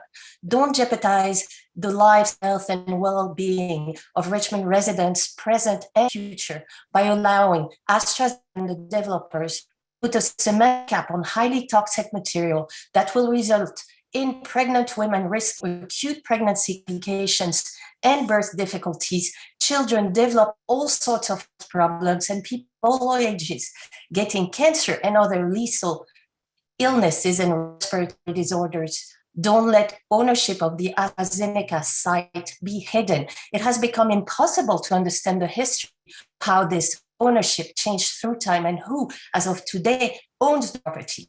In turn, it has become impossible to know who will carry the liability in the near and far future. Then that DTSC conduct a new thorough environmental analysis, soil and sea level rise. DTSC is letting AstraZeneca and the developers avoid their responsibilities by invoking outdated environmental standards. Commissioners, please don't allow those horrible environmental issues brought on by the agreement between DTSC developers poison our health, jeopardize our well-being, and result in endless environmental and health-related lawsuits for the city of Richmond in the near and far future. Thank you. Thank you. Next speaker is Councilmember Bates. You'll have 2 minutes to speak. You can go ahead and start. I'd like to yield for the constituents to speak. I'll speak last, please. Okay, thank you. Next speaker is Janet S. Johnson. You'll have 2 minutes to speak. You can go ahead and start. Good evening. This is Janet Johnson. I'm a Richmond resident. and I want to amplify the issues brought up during the presentation on sea level rise at your April 20th meeting. The Department of Toxic Substance Control did not consider the latest estimates of sea level rise when they prepared the remediation plan. When DTSC staff was pressed on this issue, they issued a public statement denying that sea level rise needs to be taken into account at this time. Instead, they said they'd review the effect of sea level rise at their next 5-year review. But come on, by that time, development already may have been started and tenants may already be living in those units. The DTSC did not explain how they would fix the problem of contaminated soil affected by sea level rise once the cap's in place and the buildings are constructed on top. Sea level rise doesn't just refer to the published figures. Storm surges and king tides must also be taken into account, increasing the estimated figures by 1/3 or more. It's more than likely that the ground floor of the proposed buildings will be adversely affected by rising waters in 30 years. DTSC removed their previous prohibition of ground floor residences. So my question is, will the city of Richmond be found liable when water with toxic chemicals invades these units and residents sue because their homes have become uninhabitable? I know all you people, including myself, will maybe not even be here, but is this the legacy we want to leave for our city? Thank you so much. Thank you. The next speaker is Richmond firefighters. You'll have 2 minutes to speak. Please state your name for the record. Good evening. My name is Luis Padilla, President, Richmond Firefighters Local 188. I wanted to speak against police cuts. I want to advise the council and everybody listening out there that the fire department relies on police coverage to secure a scene so firefighters can render care. Any delay of police response, especially because of cuts, affects patient care. Plus, it wasn't that long ago when Richmond had the dubious honor of leading the state of California in murders. We're supposed to learn from the past, not repeat it. Thank you. I yield my time. Thank you. Next speaker is Emily Ross. You'll have 2 minutes to speak. You can go ahead and start. Good evening, Mayor Butt, Vice Mayor Johnson, Council, and community. My name is Emily Ross. I'm a Richmond resident. I'm calling in support of the proposals put forth by the Reimagined Public Safety Task Force. They're a innovative set of proposals and there might be adjustments that need to be made, but I think to resist them just wholly is a mistake. I also wanted to speak to the comments that, outreach isn't happening, in particular by the caller who's both president of a neighborhood council and serves on our community CPRC, so has most certainly been involved in and aware of this process for several months. I've heard it in several public meetings. I've received a text message. I've received emails about it. In general, I think community outreach is good and important and something that our city could do better to reach low-income communities in particular. I think on this issue and others, direct mailings, sending a piece of mail to every resident's household is a good way to reach people that aren't active in these meetings or active on the internet. But I definitely see a lot of outreach happening, and I see a lot of listening happening from the task force, and I encourage the council to keep listening as well. I yield my time. Thanks. Thank you. And the last speaker is Councilmember Bates. Thank you, Madam City Clerk. Last week, I spoke in reference to the filthiness of this city. The grass on Cutting and Carson in particular, and throughout the city. And not only did I get no response, not even a courtesy of saying, look, we're going to look into it. We're going to respond. Here's our situation. And at this point, sadly to say, I'm beginning to feel like Rodney Dangerfield, that I get no respect. And as I talked about the cleanliness of this city, I had a call from someone says, Nat, you've got to go to across from Casper's and take a look at our beautiful senior citizen facility. And lo and behold, an individual has practically occupied that spot with all kinds of bedding and everything else. Now, we have police officers, we have city staff that drive up and down McDonald consistently. Now, why can't someone at the city council, at the city manager level or the police level, move that individual to a facility like they have up at Hilltop, GRIP, Richmond Rescue? If you don't have any respect for your own property, I can't understand why the city is simply ignoring all of these problems. No one of us, not one of us, would allow an individual to park in front of our home. If we don't put it in our front of our home, why do we allow it in City Hall, our beautiful senior citizen center? Get on your job and do your work. Thank you. One more person has raised their hand. So I'll take the last speaker, Doria. You'll have 2 minutes to speak. You can go ahead and start. Excuse me, before Doria starts, I'd like Sure. to speak after her. Okay, thank you. Doria? Hi, this is Doria Mueller-Beilschmidt. Can you hear me? Yes. Hello? Yes, I can hear you. Hear me? Yes, I can hear you. Oh, okay, sorry. Okay.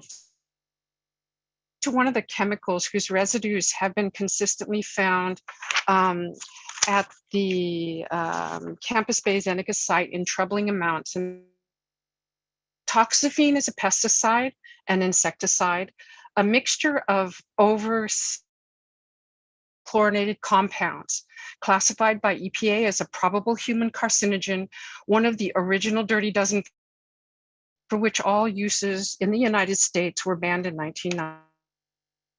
Many breakdown products which are not found if testing for toxaphene, some of which, like toxaphene, in the environment to the extent that not to eat fish near 16 toxaphene contaminated Superfund sites, including the Stauffer Chemical Super, also owned by AstraZeneca, a twin to our Richmond Campus Bay Zeneca Superfund qualified site. These two sites, overwhelming slurry of hazardous chemical compounds, hundreds of them, 50 years of profitable pesticide research, production, formulation, storage, dump, etc. But our Richmond campus-based site has been under DTSC oversight since the early aughts. Most important is that our Tampa, Florida, and remediated in a similar manner by DTSC for our Campus Bay Zeneca site, with one big difference, and that is dense residential, complete with extensive retail space, was not put on top of it. Both sites are threatened by sea level rise. Consider this. I sent all this council some the EPA reference material for that which I just spoke to. Thank you very much. Thank you. Next speaker is Council Member Martinez. You'll have 2 minutes. Yes, thank you. Thank you. I'd like to respond to a narrative concocted by Mark Wutzberg. I was, in fact, robbed at gunpoint, and they took my cell phone, they took my wallet, they took everything. I was able to drive to the nearest phone, make a phone call. Police made a report, seeing what a nervous state I was in. They gave me a ride home. Subsequently, someone was commanded to write a supplementary report, which was not told to me, but it was given to Channel 7 News, which breaks Marcy's law, which is a state law. There was an investigation. They couldn't find out who leaked the supplementary report to Channel 7 News, and they used the situation to also Mark Officer Gagan, who I believe is an upright police officer, the kind of police officers that we need in the city of Richmond.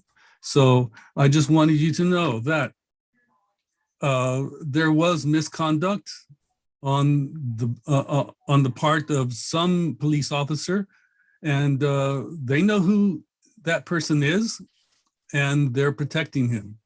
So thank you. Thank you. There are no more public speakers. Okay, can you all hear me now?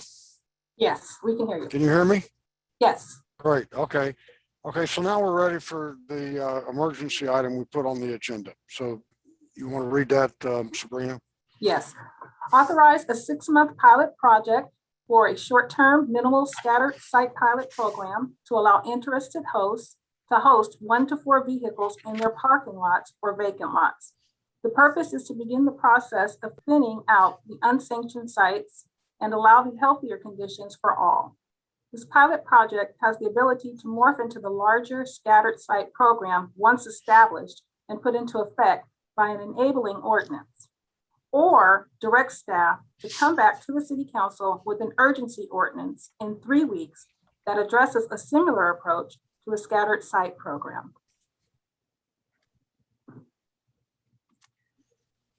So This is your item, Councilor McLaughlin. You want to introduce it? yes, so it came to our attention by way of an email. The whole council received this email, and I received others as well. After this agenda item, the agenda for this week came out. So this was on late Thursday afternoon, and it was alerting us to the fact that conditions at the Castro RV and vehicle site encampment of these vehicles with unhoused people living in them, that the conditions especially at Castro have intensified. And so I really felt a strong need to do something ASAP. The problems that are occurring at Castro in particular, there's still problems at Ryden as well, but most significantly, the problems exist at Castro right now, and they're including significant human waste and hazardous black water, fires, dumping, vandalism, very unsafe electric conditions, uncovered manholes. Actually, that was existing at Ryden. Hopefully staff has addressed that. And in general, inhumane conditions. So just to give a little background, so the council remembers, last week, I had an item on that expressed that there's a subcommittee of the Homeless Task Force, of which I'm a member of. SOS, Safe Organized Spaces, are involved with, as is city staff. And we were seeking a planning staff person to be involved with helping us come up with a scattered site model and ordinance to situate some of these RVs and vehicles in church parking lots, private site parking lots, just talking about 1 or 2 up to maybe 4 vehicles at various sites. There's some other projects we're working on as well, but in terms of the scattered site project, the council approved us to continue working on that with the assistance of planning staff. We did have one meeting on Wednesday already, subsequent to last week's council meeting. And at that meeting, we learned from planning staff that the ordinance that we wanted to put into effect as soon as possible would take several months, take at least 3 months, because according to planning staff at that moment was that we would have to first have the ordinance go through planning commission, and then it would have to go through of course, the 2 readings of city council, and then there's that 30-day period before an ordinance goes into effect. So We were working, saying, all right, we're going to have to figure this out. We were very disappointed that it was going to take so long. However, we were clear that, we wanted to keep moving forward, and we still do.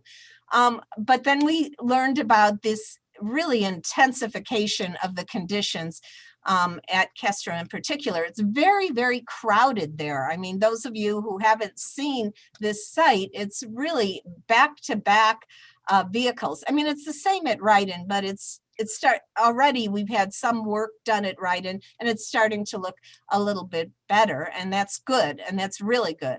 But it became clear to SOS, and they were engaged with me, that can't we do something right away rather than wait for the ordinance process to help these people? And, I was very much thinking along the same lines. So I put this emergency item on that we perhaps could do a pilot project with just a few sites, just to get things going while the enabling ordinance is worked on. So that was the initial vision of this emergency item. But subsequent to that, I got a communication from planning staff from Lena Velasco, who I had a conversation with, and she said that staff has been discussing this, and they believe now that an urgency ordinance can come into effect. And I thought, great. And, so she suggested, Lena suggested, and the city attorney was in discussions with Lena about this, that we do an urgency ordinance, and that I alter my agenda report to include an urgency ordinance. And I asked how long would it take for them to get this together, and Lena thought it could happen in 3 weeks. So I'm very happy to move that particular approach, get that, because having an ordinance in place is better. And of course, we will have first the ordinance or a summary of the ordinance go to the whole homeless task force, which we're having a meeting on Thursday. So it will just be a summary, because the ordinance, of course, won't be ready by then. But we could at least talk about how we want a scattered site, different sites throughout the city with a small amount of vehicles. And it will be an opportunity to thin out the RV sites that currently exist, which are unsanctioned sites, but have some work that's being done there. But as we thin them out a little bit, we will have more of an opportunity to help the people who remain at the unsanctioned sites, because there'll be less back-to-back vehicles, and the housing consortium could get in and do their work with the remaining people at those sites. And then, of course, the people that we move to these small little sites across the city in a scattered site model will have a better living condition there as well. And this will have to be worked out by this urgency ordinance. It'll be a permitting process. We have been engaged with Mountain View, Oakland, in terms of the scattered site models that they have in place by ordinance. Michelle Milam has set up those meetings, and we've had planning staff involved. I've been involved, SOS has been involved. So we have a good start on what this ordinance will look like, but we'll have to keep working on it. And of course, once it gets ready, Lena thinks we will be able to present a draft ordinance to the ad hoc committee on June 4th. We have an ad hoc committee meeting on June 4th. So we will be discussing this draft ordinance before it comes back to council in 3 weeks. And so we'll have more input from the ad hoc committee. We can get input, of course, from the homeless task force. So it's really, really a good step to take to direct staff to come back in 3 weeks with an urgency ordinance, which would go into effect on the day that we approve it, 3 weeks from now. So that is my current motion, that we move forward with directing staff to come up with an urgency ordinance to set up a scattered site model. We'll have to be reaching out to the churches and private sites. We've already got some takers for about 5 sites, but we want to at least, and some will only take 1 vehicle. And so we want to have a number of sites, and they will be people that can function pretty well. The ones with a lot of problems, mental health and substance abuse, will most likely be dealt with at the unsanctioned sites for now, with the help of the Housing Consortium and the county. So this is a multi-layered issue. It's part of the overall plan that the ad hoc committee needs to come up with for dealing with the unhoused in our community in general. But it's one leg of our journey. It's one arm of our overall approach to helping resolve homelessness in the city of Richmond. So my motion is that we direct staff to come back with a urgency ordinance in 3 weeks. Are there any questions from council members? I don't see any. Are there any public Councilmember Bates? Well, it's my understanding that you bring an ordinance back, you just can't pass it one day and it automatically become law the next. Maybe the city attorney can provide some insight into that. Absolutely, I'm happy to, council member. If it is adopted as an urgency ordinance, it would take effect immediately, and it requires only 1 reading. There would need to be findings made to support the urgency ordinance. And in order to adopt an urgency ordinance, you need at least 5 affirmative votes of the council. But if all of those conditions are met, the urgency ordinance would take effect the same day that it is adopted. Well, what is the plan? I guess I'm not clear. What is the plan to do with those individuals in the location? Are you relocating them? And where are you relocating them? I know it's a serious matter, but I think we all need to be completely aware of the repercussions and exactly what is going to take place. Yes, I'll answer that, Councilmember Bates. Yes, you're so right that this is a really severe situation, and I know you know that. So like I said, we've been meeting with various other cities who have ordinances in place. So the idea is to have various private owners like churches. We have one church who's already willing to take in 1 RV, host this RV household in its parking lot. And what we want is a permitting process so that it's clear that the city allows for a church or a private business that has a parking lot or a vacant lot, allows 1 or 2 or up to 4 vehicles in their lots. And there will be an agreement between the property owner, the church, whatever, and the RV household or the vehicle household. They will have to sign an agreement that the city will oversee so that they, know that what are the rules, and et cetera.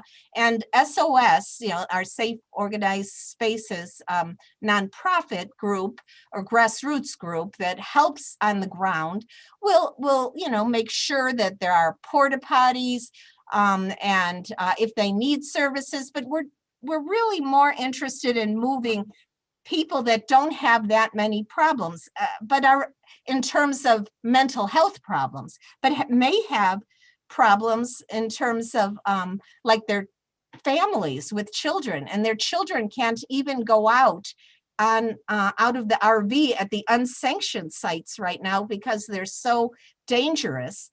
So it would be like a family or an elderly couple that doesn't feel safe at staying at the unsanctioned site, or people with a job, so that they could just park their RV there but go back and forth to work. So it's basically people who aren't going to be causing any problems, but we would be able to give them a place to park their RV in an interim way. We would still be working to find them more permanent housing. But all the details of this ordinance will be worked out with planning's help, and by coming to the ad hoc committee and eventually to council. So you will see all the details within the ordinance, but it will allow these smaller sites throughout the city to take on 1 to 4 vehicles and host them and give some safety and health and cleanliness to those who are living in their vehicles rather than them all being crowded in one place. Are there any other questions from council members? I have one question. That is, why do we need an ordinance to do this? Why can't it just happen right now?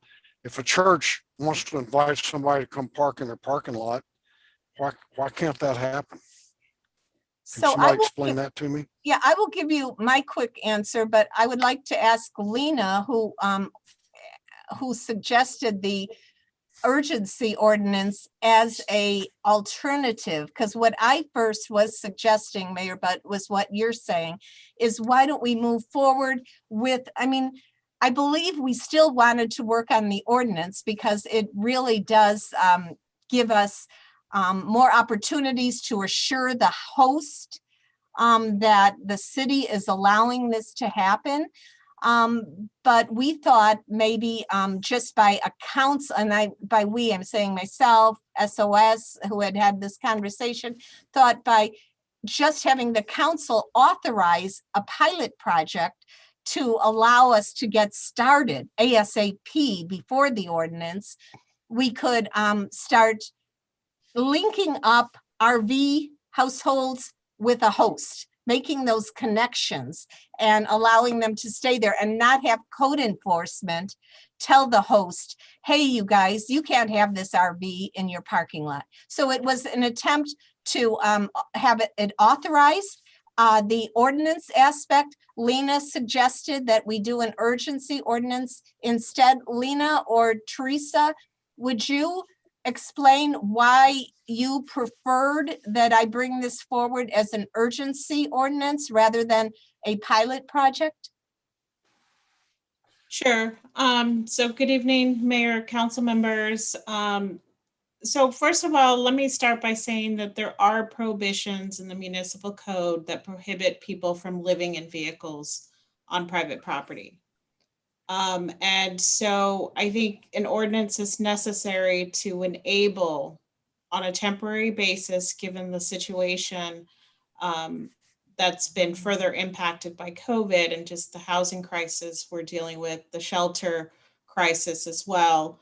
And so we are recommending an urgency ordinance where we could have minimum site requirements for property owners to ensure that the place is safe, sanitation is maintained. And so it's considered a safe parking program, but in scattered sites that tend to be smaller. 2, we would like to connect them to housing navigation services, as well as core services to make sure that they're connected with additional services that they would need to transition to stable housing. I guess my point is that there are all kinds of prohibitions in the municipal code against people living in vehicles, and yet they do it all over Richmond. And so why, if it's not being enforced now, so why do we need an ordinance? Why don't we just do it?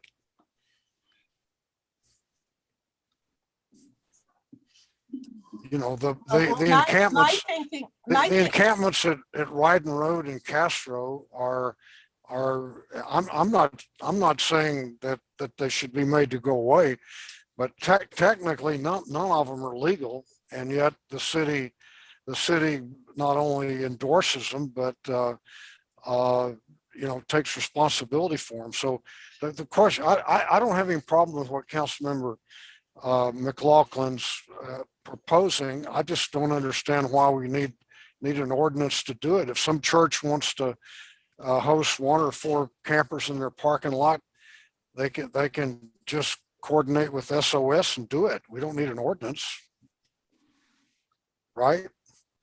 So I just want to say that, and maybe the city attorney has something to add, but I just want to say on public property like Ryden Road and Castro, it is allowed, because we can't, as per the Supreme Court ruling, you can't move people off of public property who don't have homes, who don't have houses, unless there's some space in the shelters, and our shelters aren't open right now. So I think this is just to assure the host that the city isn't going to object.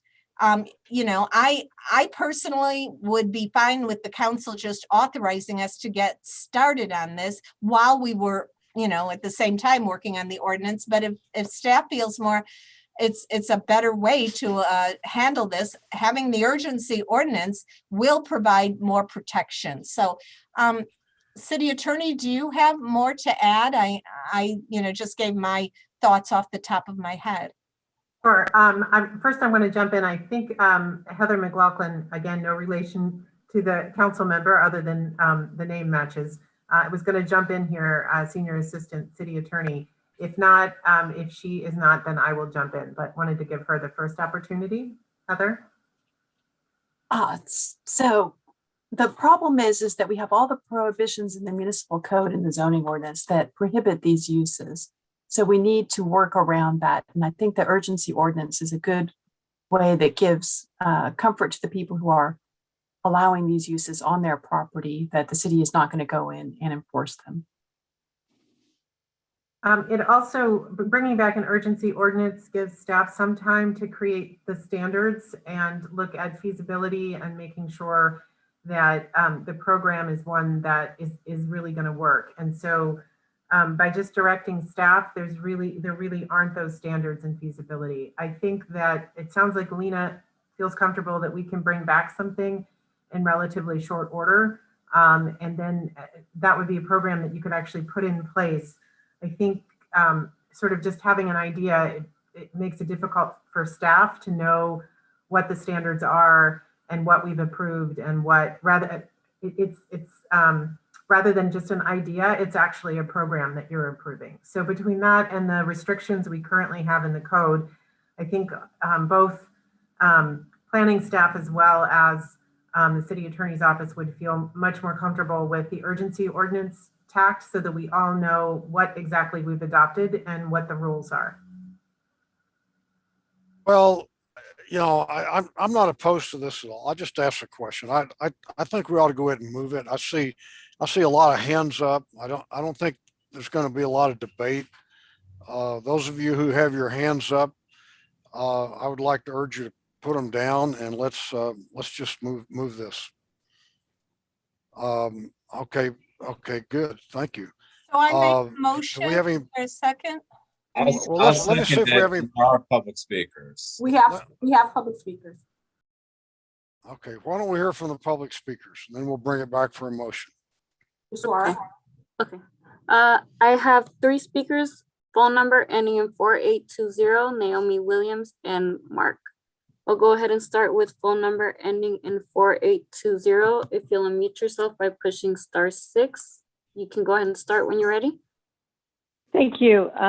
Mayor, Vice Mayor, City Council staff, this is Katrinka Reck. I'm a resident of Richmond, and I wanted to thank Councilmember McLaughlin for putting this on the agenda tonight.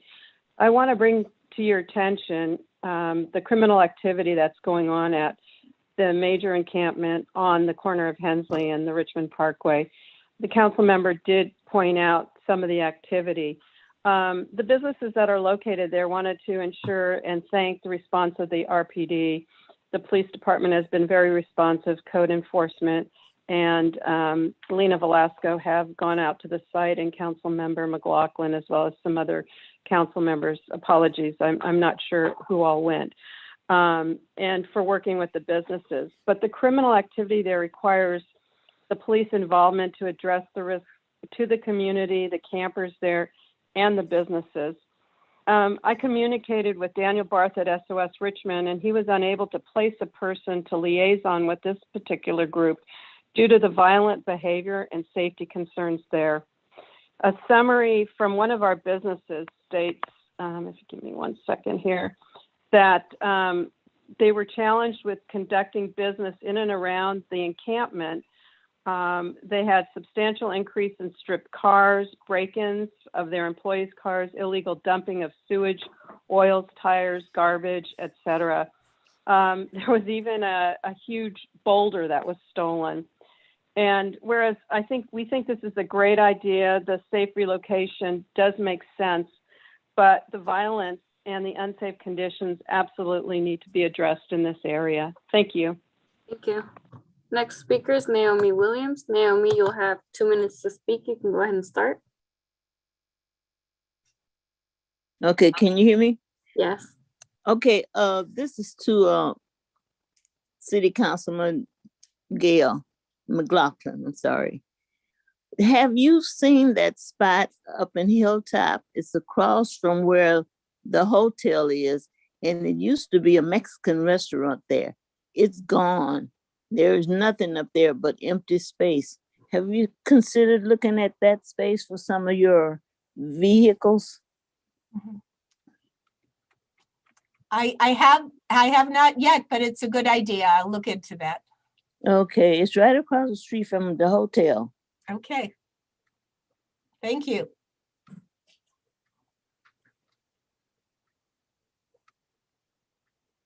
That's it, I'm finished. Okay, thank you. The next speaker is Mark. You'll have 2 minutes to speak. You can go ahead and start. As long as you're on private property and there's no crime committed, the law enforcement can't do nothing. As long as you get permission, you can live in your car, you can live in your truck, as long as you're on proper property and there's no crime being committed. I know, been there, did that, all right? Now, some of these homeless people, they're not homeless, they're street people. They don't care about nothing. They live like animals. They have no plans on doing anything with their lives, just living for free. And I don't know any church in their right mind will have these campers parked on their property. How long are you going to take care of them? 4 or 5, 20, 30 years? Across the street from City Hall, down by the mortuary, that camper's been parked there for over a year. It smells like piss and shit. They got bicycles blocking the sidewalk. Yeah, they tagged it all right, but the guy came right back. There's an ordinance that you can only be parked on a parking lot for 3 days, or you're going to have to move it. You need to get that thing out of there, because when I go by there, I can smell the human waste. They're blocking the sidewalk with bicycles. I can't see how in the world that law enforcement and code enforcement just tell them to leave and they come back. Okay? Yeah, the garbage at the senior citizens, you need to pass a law that these people cannot leave their garbage in front of public buildings. All right? See, this is the problem. This city council, or of course you got the RPA, they don't believe in no law anyway. They're for the people. You need to start passing laws and ordinance where these people cannot do that. And if they do, law enforcement has a right to take their belongings. Now, you cannot force anybody to go to a shelter or anything like that. You cannot do it. That's illegal. So like in Nelson Brandon, who had a lot of problems there, they just drunk themselves to death, and most of them were dead. Duh. That's expired. The next speaker is Savitri Kaur Khalsa. You'll have 2 minutes to speak. You can go ahead and start. Yes. Yes, good evening, everyone. Thank you for giving me the moment to speak. I would like to say that I do not support this idea, mostly because I live in the area where you were going to put the safe parking next to the Civic Center. And I have, since the time of that particular proposal, been attempting to get vehicles, especially RVs that are parked on Preble Street, removed and up and down 24th Street. I've repeatedly put in submissions through the ticket system. I've talked to the city staff. I've also talked to written letters to counselors and also to the chief of police, and it's not being enforced. There's 110,000 citizens in this city who want a city to live in. If there's 80 vehicles, two people per vehicle, that's 160 people. You should keep the scale of what a city is for. It's for the residents that are paying their taxes and living here. I want a safe place for the entire city. It's so much industrial land in the city. If you want to do something that might be effective, then take those proposals you had before and take the industrial pieces of land that are empty and not being used and create some decent type of housing for people who want to live in RVs. But please do not put them in the scattered parking lots within the city center. We need help. We need to make the city move forward. We need enforcement. Thank you. There are no more public speakers. Okay, I believe we had a motion from Councilor McLaughlin. Is there a second? I think Councilmember Willis seconded it. Is that right, Councilor Willis? Yes, Can you I did. confirm that? Sorry. Yes, yes. Second. Okay, all right. Call the roll, Madam Clerk. Councilmember Bates, Yes. Councilmember Jimenez, Yes. Vice Mayor Johnson, Yes. Councilmember Martinez, Yes. Councilmember McLaughlin, Yes. Councilmember Willis, Yes. and Mayor Butt. Yes. The vote is unanimous. Okay, the next item is item H1. Would you read that, please? Receive and if desired, discuss and provide feedback to staff on a summary report from the Richmond City Council workshop and set a meeting date and time to determine Richmond City Council priorities. So Mayor, Go ahead, City Manager. thank you, Mayor and council members. We were able to have a workshop with the City Council on Saturday, May the 1st. And it was a facilitated workshop. And as part of that, there was a summary report that is attached to the staff report in your packet this evening. There were 6 different recommendations included in that report. And I wanted to highlight one of them in particular. That is to continue the conversation about priorities. During the workshop, we were able to see sort of a preview of what the facilitator had heard from the City Council as priorities. But moving forward and having a robust discussion about them with clear consensus, including definitions of what those priorities would be very valuable to staff so that we can organize resources to support those initiatives. So per prior direction from council, we are putting this on as an agenda item since it involves setting a meeting time and date. And we are hopeful that council would be interested in setting that sometime in the nearish future. That is all. Are there questions or comments from council members? Councilor McLaughlin? Yes, this isn't a question on the priorities or anything, but since the item did state that receive and discuss and provide feedback to staff on the summary report, I wanted to mention this. During the council workshop, we heard a lot of members of the public speak out, and they were wanting some kind of a decorum policy or something for the city council. And it came to my attention that one way of doing this, to give the public an opportunity to speak out on whether they think we as a council are establishing an effective, welcoming atmosphere through our council meetings. For the public or for our guest speakers or for staff or whatever, in terms of how are we addressing this welcoming atmosphere. So I thought maybe we could just do that at the end of every meeting along with the reports of officers. So, right now it says reports of officers, referrals to staff, and general reports. Maybe we could add onto that and comments from the public regarding the effectiveness of city council meetings and offering a welcoming atmosphere for the public. It gives the public a chance to give us feedback on how welcoming we are, because I think it's clear to me, at least, that I want to have a welcoming approach to the public, and my hope would be that the council as a whole would like to have that. And some community members are concerned that that isn't always the case. So can we, I don't know whether that would be something that would need to come back as another item, or if the clerk could just add that on to the last part of that item for every meeting. So, but that's my feedback. Vice Mayor Johnson. Yes, I just wanted to throw out a potential date for the next workshop.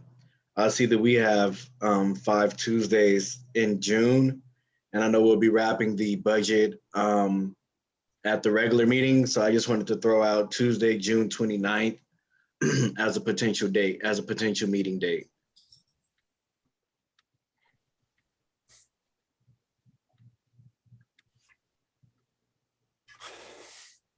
Okay, Councilmember Jimenez. Yeah, thank you for putting this. I just wanted to say thank you to the staff, because I know like it's a lot of work that needs to be done right now in the budget, and I think this is what we really need to focus on how the recommendations for the reimagining are going to be put in the budget, how the ARPA funds are going to be, what are the criteria, and this is the really important thing that we need to focus on, especially in this time. I think like there is one recommendation that I think like I will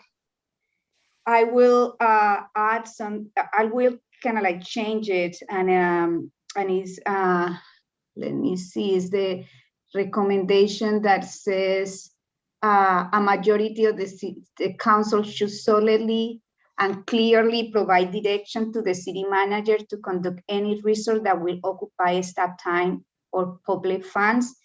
And I think like it will be good to, and instead of that says that council members should be able to request research and data from staff. It is crucial for our ability to make informed policy decisions.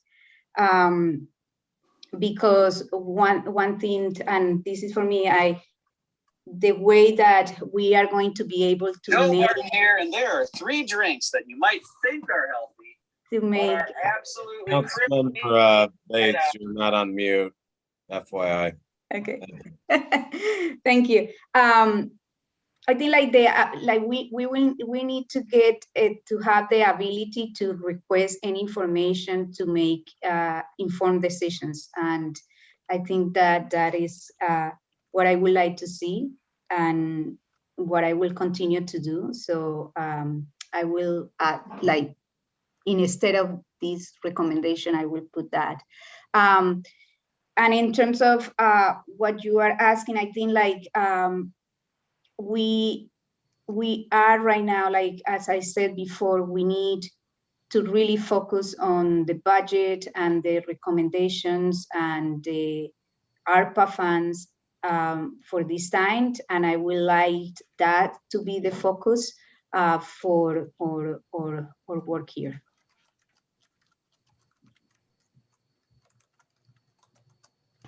I'm sorry. Any other comments? Any other comments from council members? I will just say that. Is your Wi-Fi not working? Not working?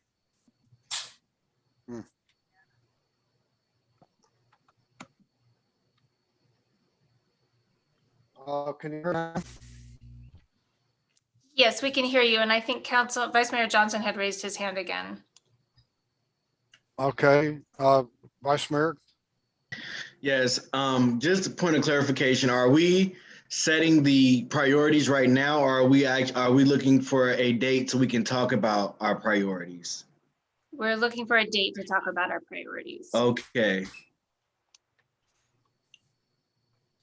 And so we have the suggestion of the Counselor- 20, yeah, sorry. Counselor Willis. Yeah, if there's a date that is set like Vice Mayor Johnson's date, I'll go with it. But honestly, I wanted to wait till after we were done with the budget because we don't know what's going to happen. And the last time it took us to the very last minute to adopt a budget, and having that availability was free. So I'm okay with setting the date if it's the June one to discuss this more thoroughly, perfect, but I would prefer actually after the August recess or sometime in July personally. But once again, I'll go with the overall theme. Well, does somebody want to make a motion to set a date now, or you want to ponder it?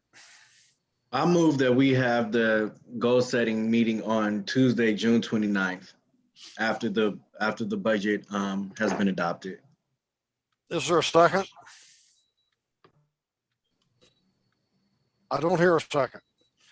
My comment on this is that I went to the workshop, and it started off by asking each council member to make some statements about some of their experiences and so forth. And when my time came around, I couldn't speak because another council member kept interrupting me. And at that point, it was like, why stick around? This is just turning into a big argument. So I bailed out and went and worked in my garden the rest of the afternoon, which I found actually very satisfying. So I'm not sure whether I want to do this again or not. My experience with the first one was not positive.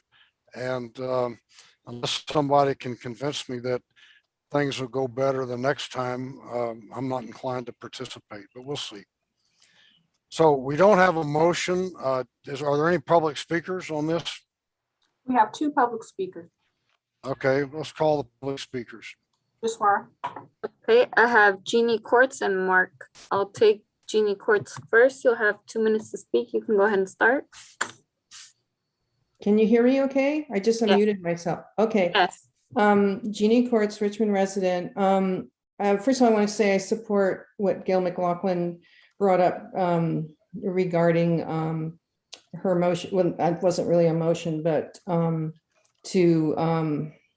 that a system needs to be put in place that addresses council members who are abusive to each other and to the public. We want to encourage everyone to participate in a democratic process, not discourage it. The other thing I wanted to mention, I was disappointed that Councilmember Bates chose not to participate in this workshop because he felt it was of no use, and that Mayor Butt left after approximately 20 minutes into the workshop because he didn't agree with what was being discussed. It was also disappointing that the moderator, this is the most important thing I think, did not address what speakers said during the public comment. Most of the comments were directed at Mayor Butt and how his insults and bullying of the public discourages people from speaking who disagree with his plans and decisions. This discourages a democratic dialogue and is not acceptable, and it paints him as anti-democratic. The next time there is a city council workshop, it should be mandatory that all council members participate in this workshop for the entirety of the workshop, and that the moderator address public comments. Thank you for your time. Yeah. Next speaker is Mark. Mark, you'll have 2 minutes to speak. You can go ahead and start. Yeah, I know what your priorities are in your workshop. You're a bunch of radicals. You don't believe in no law. You're over there protecting illegal immigrants that has no right being there in the first place. People come up and talk on the open forum. That Psycho McLaughlin was mayor. Oh, no, you can't say that. I'll cut you off. I'm warning you. You don't believe in no constitutional laws. You took a note to it, but you sure hell don't respect it. Even Nat Bates said you're not respecting no law. You're trying to make your own type of laws because you're RPA. You ain't no different than the BLM and Antifa. Everybody knows it. You got, before you was Corky and that being down by the RPA. Now it was Butt and Nat being down by the RPA. Now, I don't even know how you people got on the city council, because if it wasn't for the RPA, Willis wouldn't be able to be on the city council. Jimenez wouldn't be on that city council. There was nobody who they were. Then they got on the RPA. Yeah, we know where your priorities are. This is why the city's all screwed up. Now you want to defund the police. Well, you go right ahead, because most of the police are going to leave, and now you're only going to have probably about 100 police officers, and it's all because of your RPA liberal bunch of garbage. That's all you are. Everybody, I went to the city council. Everybody knows that I'm right. People come up to me in public and say, yeah, Mark, you're right about the RPA is controlling the council. You don't have to be a rocket scientist to figure that out. You're over there supporting criminals. You never did nothing for your own countrymen. You gave these illegal immigrants invalid ID cards, which was a scam. You had the police chief wrapped up like a present. You just a bunch of stupid liberals. That's all you are. Everybody knows about it. You're my It has time. expired. There's no more speakers. Sorry. Okay, Councilor Willis. Yeah, if there's a meeting set up, once again, I'll go, but honestly, with all respect to the city manager, I know why she's doing this, but if most of the council, if there are a lot of members of the council that don't want to participate in this, or quote unquote think it's a waste of time, then really, even for me personally, it's not worth showing up if we're not able to actually sit in a meeting, all 7 of us together, and list out priorities without it turning into something.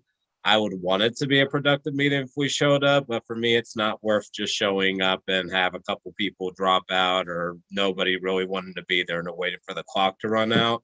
So I'm okay with just tabling this item because everybody on this council does have their own individual priorities, and it's hard for me to realistically see how values can align when we've seen how much of the discussion, what the discussion looks like publicly with each other when it comes to core value issues. So I know why the city manager is doing this and I respect it, but if not everybody's really down or has their heart into it, then we may as well not even do this meeting and figure out another strategy when you do our one-on-one with the city manager. So those are my comments. If that was a motion to table, I think I heard a motion to table in there. I'll second that. I agree that it's like, we know what our priorities are. Mine are health and safety, and I've been trying to get them out there for a long time and have been stopped, unfortunately. But I won't go into that, but we all have separate issues and we bring them forward as they come up for us. I don't think we need to have another workshop on this, at least at this point in time. So I second tabling this. So I heard a motion to table. I hear a second. There's no discussion on the motion to table. Let's All call the the roll, discussion, Madam I'll Clerk. just be clear, is it wasn't a motion at first, but now I will officially make it a motion. Just to Okay, be all right, clear. let's call the roll, Madam Clerk. Councilmember Bates, Well, you made a motion to table, which indicate no one can speak. And that's the problem that we have. You're not willing to listen to anyone else. So I vote no. Councilmember Jimenez, Yes. Vice Mayor Johnson, I knew this was going to happen from the very moment we announced the first workshop and what that was going Hey, to be about. hey, folks, there's no discussion. Vote. Yes. Yes or no? Tom, get better Wi-Fi. Yes. Councilmember Martinez. You're muted, Councilmember. Councilmember Martinez, you're muted. I'm sorry, the motion was to table? Yes. Yes. Councilmember McLaughlin, Yes. Councilmember Willis, Yeah. and Mayor Butt. No. The motion passes with. Okay. I'm sorry about my Wi-Fi. I'm off the grid on the big island in Hawaii, and it's a little challenging. So you we're clearly almost don't done. have the means to conduct this meeting properly. Okay, the next item is item H2. As you read that, Madam Clerk. Mr. Mayor, can I just ask a question? Because this isn't on the part that was tabled, but it's on the part of feedback. City Manager, how would you like me to proceed with that? Making the last item a little bit broader so the public can give comments. Would that be a separate item that I would have to agendize? Or So could there the was- clerk do it? There were several different suggestions, and I'd like to go back and take a look at what the best possible way to consider that would be. But if this is something that I would like to see, I have a right to, so I would agendize it, right? So If that's right? Yes, you can agendize it. Sure. Thanks. Okay, I'll probably not do it for next week, Okay. but for the following week. Okay, the next item is item H2. Would you read that, Madam Clerk? Announce recent resignation from the City of Richmond boards, commissions, and committees, and announce vacancies as of May 19, 2021, and ask that interested individuals send applications to the city clerk's office. That's my item, and I think in the interest of time, I'm not going to read all this. I'm just the list of board and commissions openings is in the packet, and I just want to urge anybody in the city of Richmond who would like to serve on a board and commission to make an application with the clerk's office. It's online. It's very easy to do. And there are many, many opportunities to serve. So I urge everybody to take advantage of it and serve. And that brings us to the final item, item I. Would you read that? Well, I'll read it. Reports of officers, referrals to staff, and general reports, including AB 1, 2, 3, 4 reports. And I understand that Chief French is going to make a report at this time. So Chief French, if you're ready, go ahead. Morning, good evening, Mayor Butt and City Council members.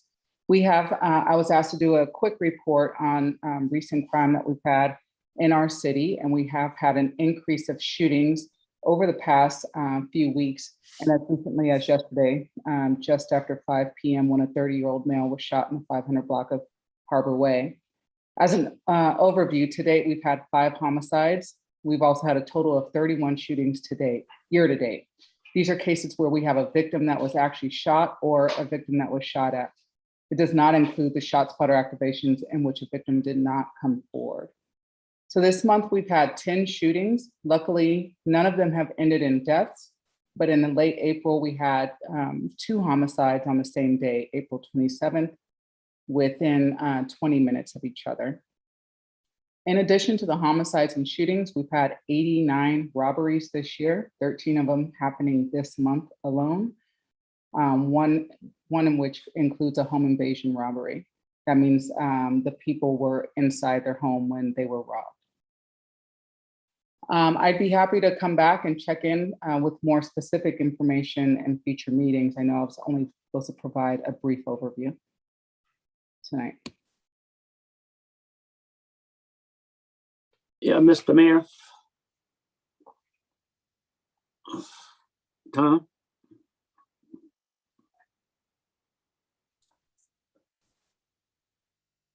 Mr. Vice Mayor, you may have to take over. Well, I'll just are there any other reports? I just want to make a comment, Mr. Vice Mayor. I requested the chief to come forward and give the community an update. This community have a right to understand the criminal element and how it is affecting Richmond, and to some degree, the percentage of these shootings and burglaries and everything else. And I would hope that this council would be supportive of every 2 weeks, the chief coming forward and giving us an update of exactly what is occurring. And I thank you, Chief, for your report. The question I have, how successful are we in apprehending those individuals that are committing these crimes? You mentioned the number, but how many are we actually arresting? Have we arrested anyone in relationship to the 6 or 7 shootings that have occurred? We have not arrested anybody for the 6 or 7 shootings that have, I'm sorry, for the 10 shootings that we've had this month. We have, however, made some arrests in the homicides that we've had this year. Well, I don't know, is there a particular reason? You don't have the manpower? What is your assessment? So, I mean, it takes a lot of things to make an arrest in a case. We have to have the evidence. The district attorney's office has to charge the case. Sometimes we have a suspect that we believe is responsible, but there's not enough evidence to support the case. And so we have to do additional follow-up. So that's what happens in some cases. In other cases, we don't have any suspect information. Several cases, the victim is uncooperative and doesn't want to come forward with any information or give any information related to the crime that occurred against him or her. And in other cases, we are short-staffed, and it is difficult for the 4 homicide investigators that we have to investigate, you know, all the shootings and the homicides that we've had this year. Well, I watched Are there any? Mrs. O'Donnell yesterday, and she was talking about the number of crimes that are happening throughout this nation, and it's increasing substantially. And this city is going to have to fish or cut bait. We're either going to have a strong police department to try to defend the citizenry of this community, or you're going to defund it to the point where we're all going to be in jeopardy. And the people that are going to be in jeopardy are the senior citizens to a large extent. They are the most vulnerable group out there. And I will not support reducing our police department to the expense of some, I guess, radical ideas of socialization of social workers doing the job that police officers should be doing. So thank you, Chief. Are there any other reports from council members? Mayor, I heard a request from Councilmember Bates about continued updates. Did I hear that correctly? Yes. Okay. I mean, do you not feel this community deserve an update every 2 weeks or so forth in terms of what is going on in our city and the crime element? We're just trying to get direction from council on agenda items going forward. Thank you for the clarification. Yes. Councilor Martinez. Yeah, I think a report from our chief of police is an appropriate step to take.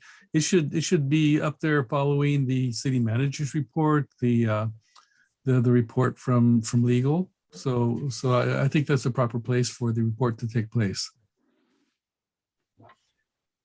Okay, are there any other reports from council members on this item, the final item on the agenda? Anybody have a memorial statement?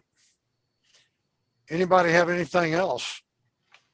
Going once? Mr. Mayor, I believe today is the anniversary of the police killing of George Floyd.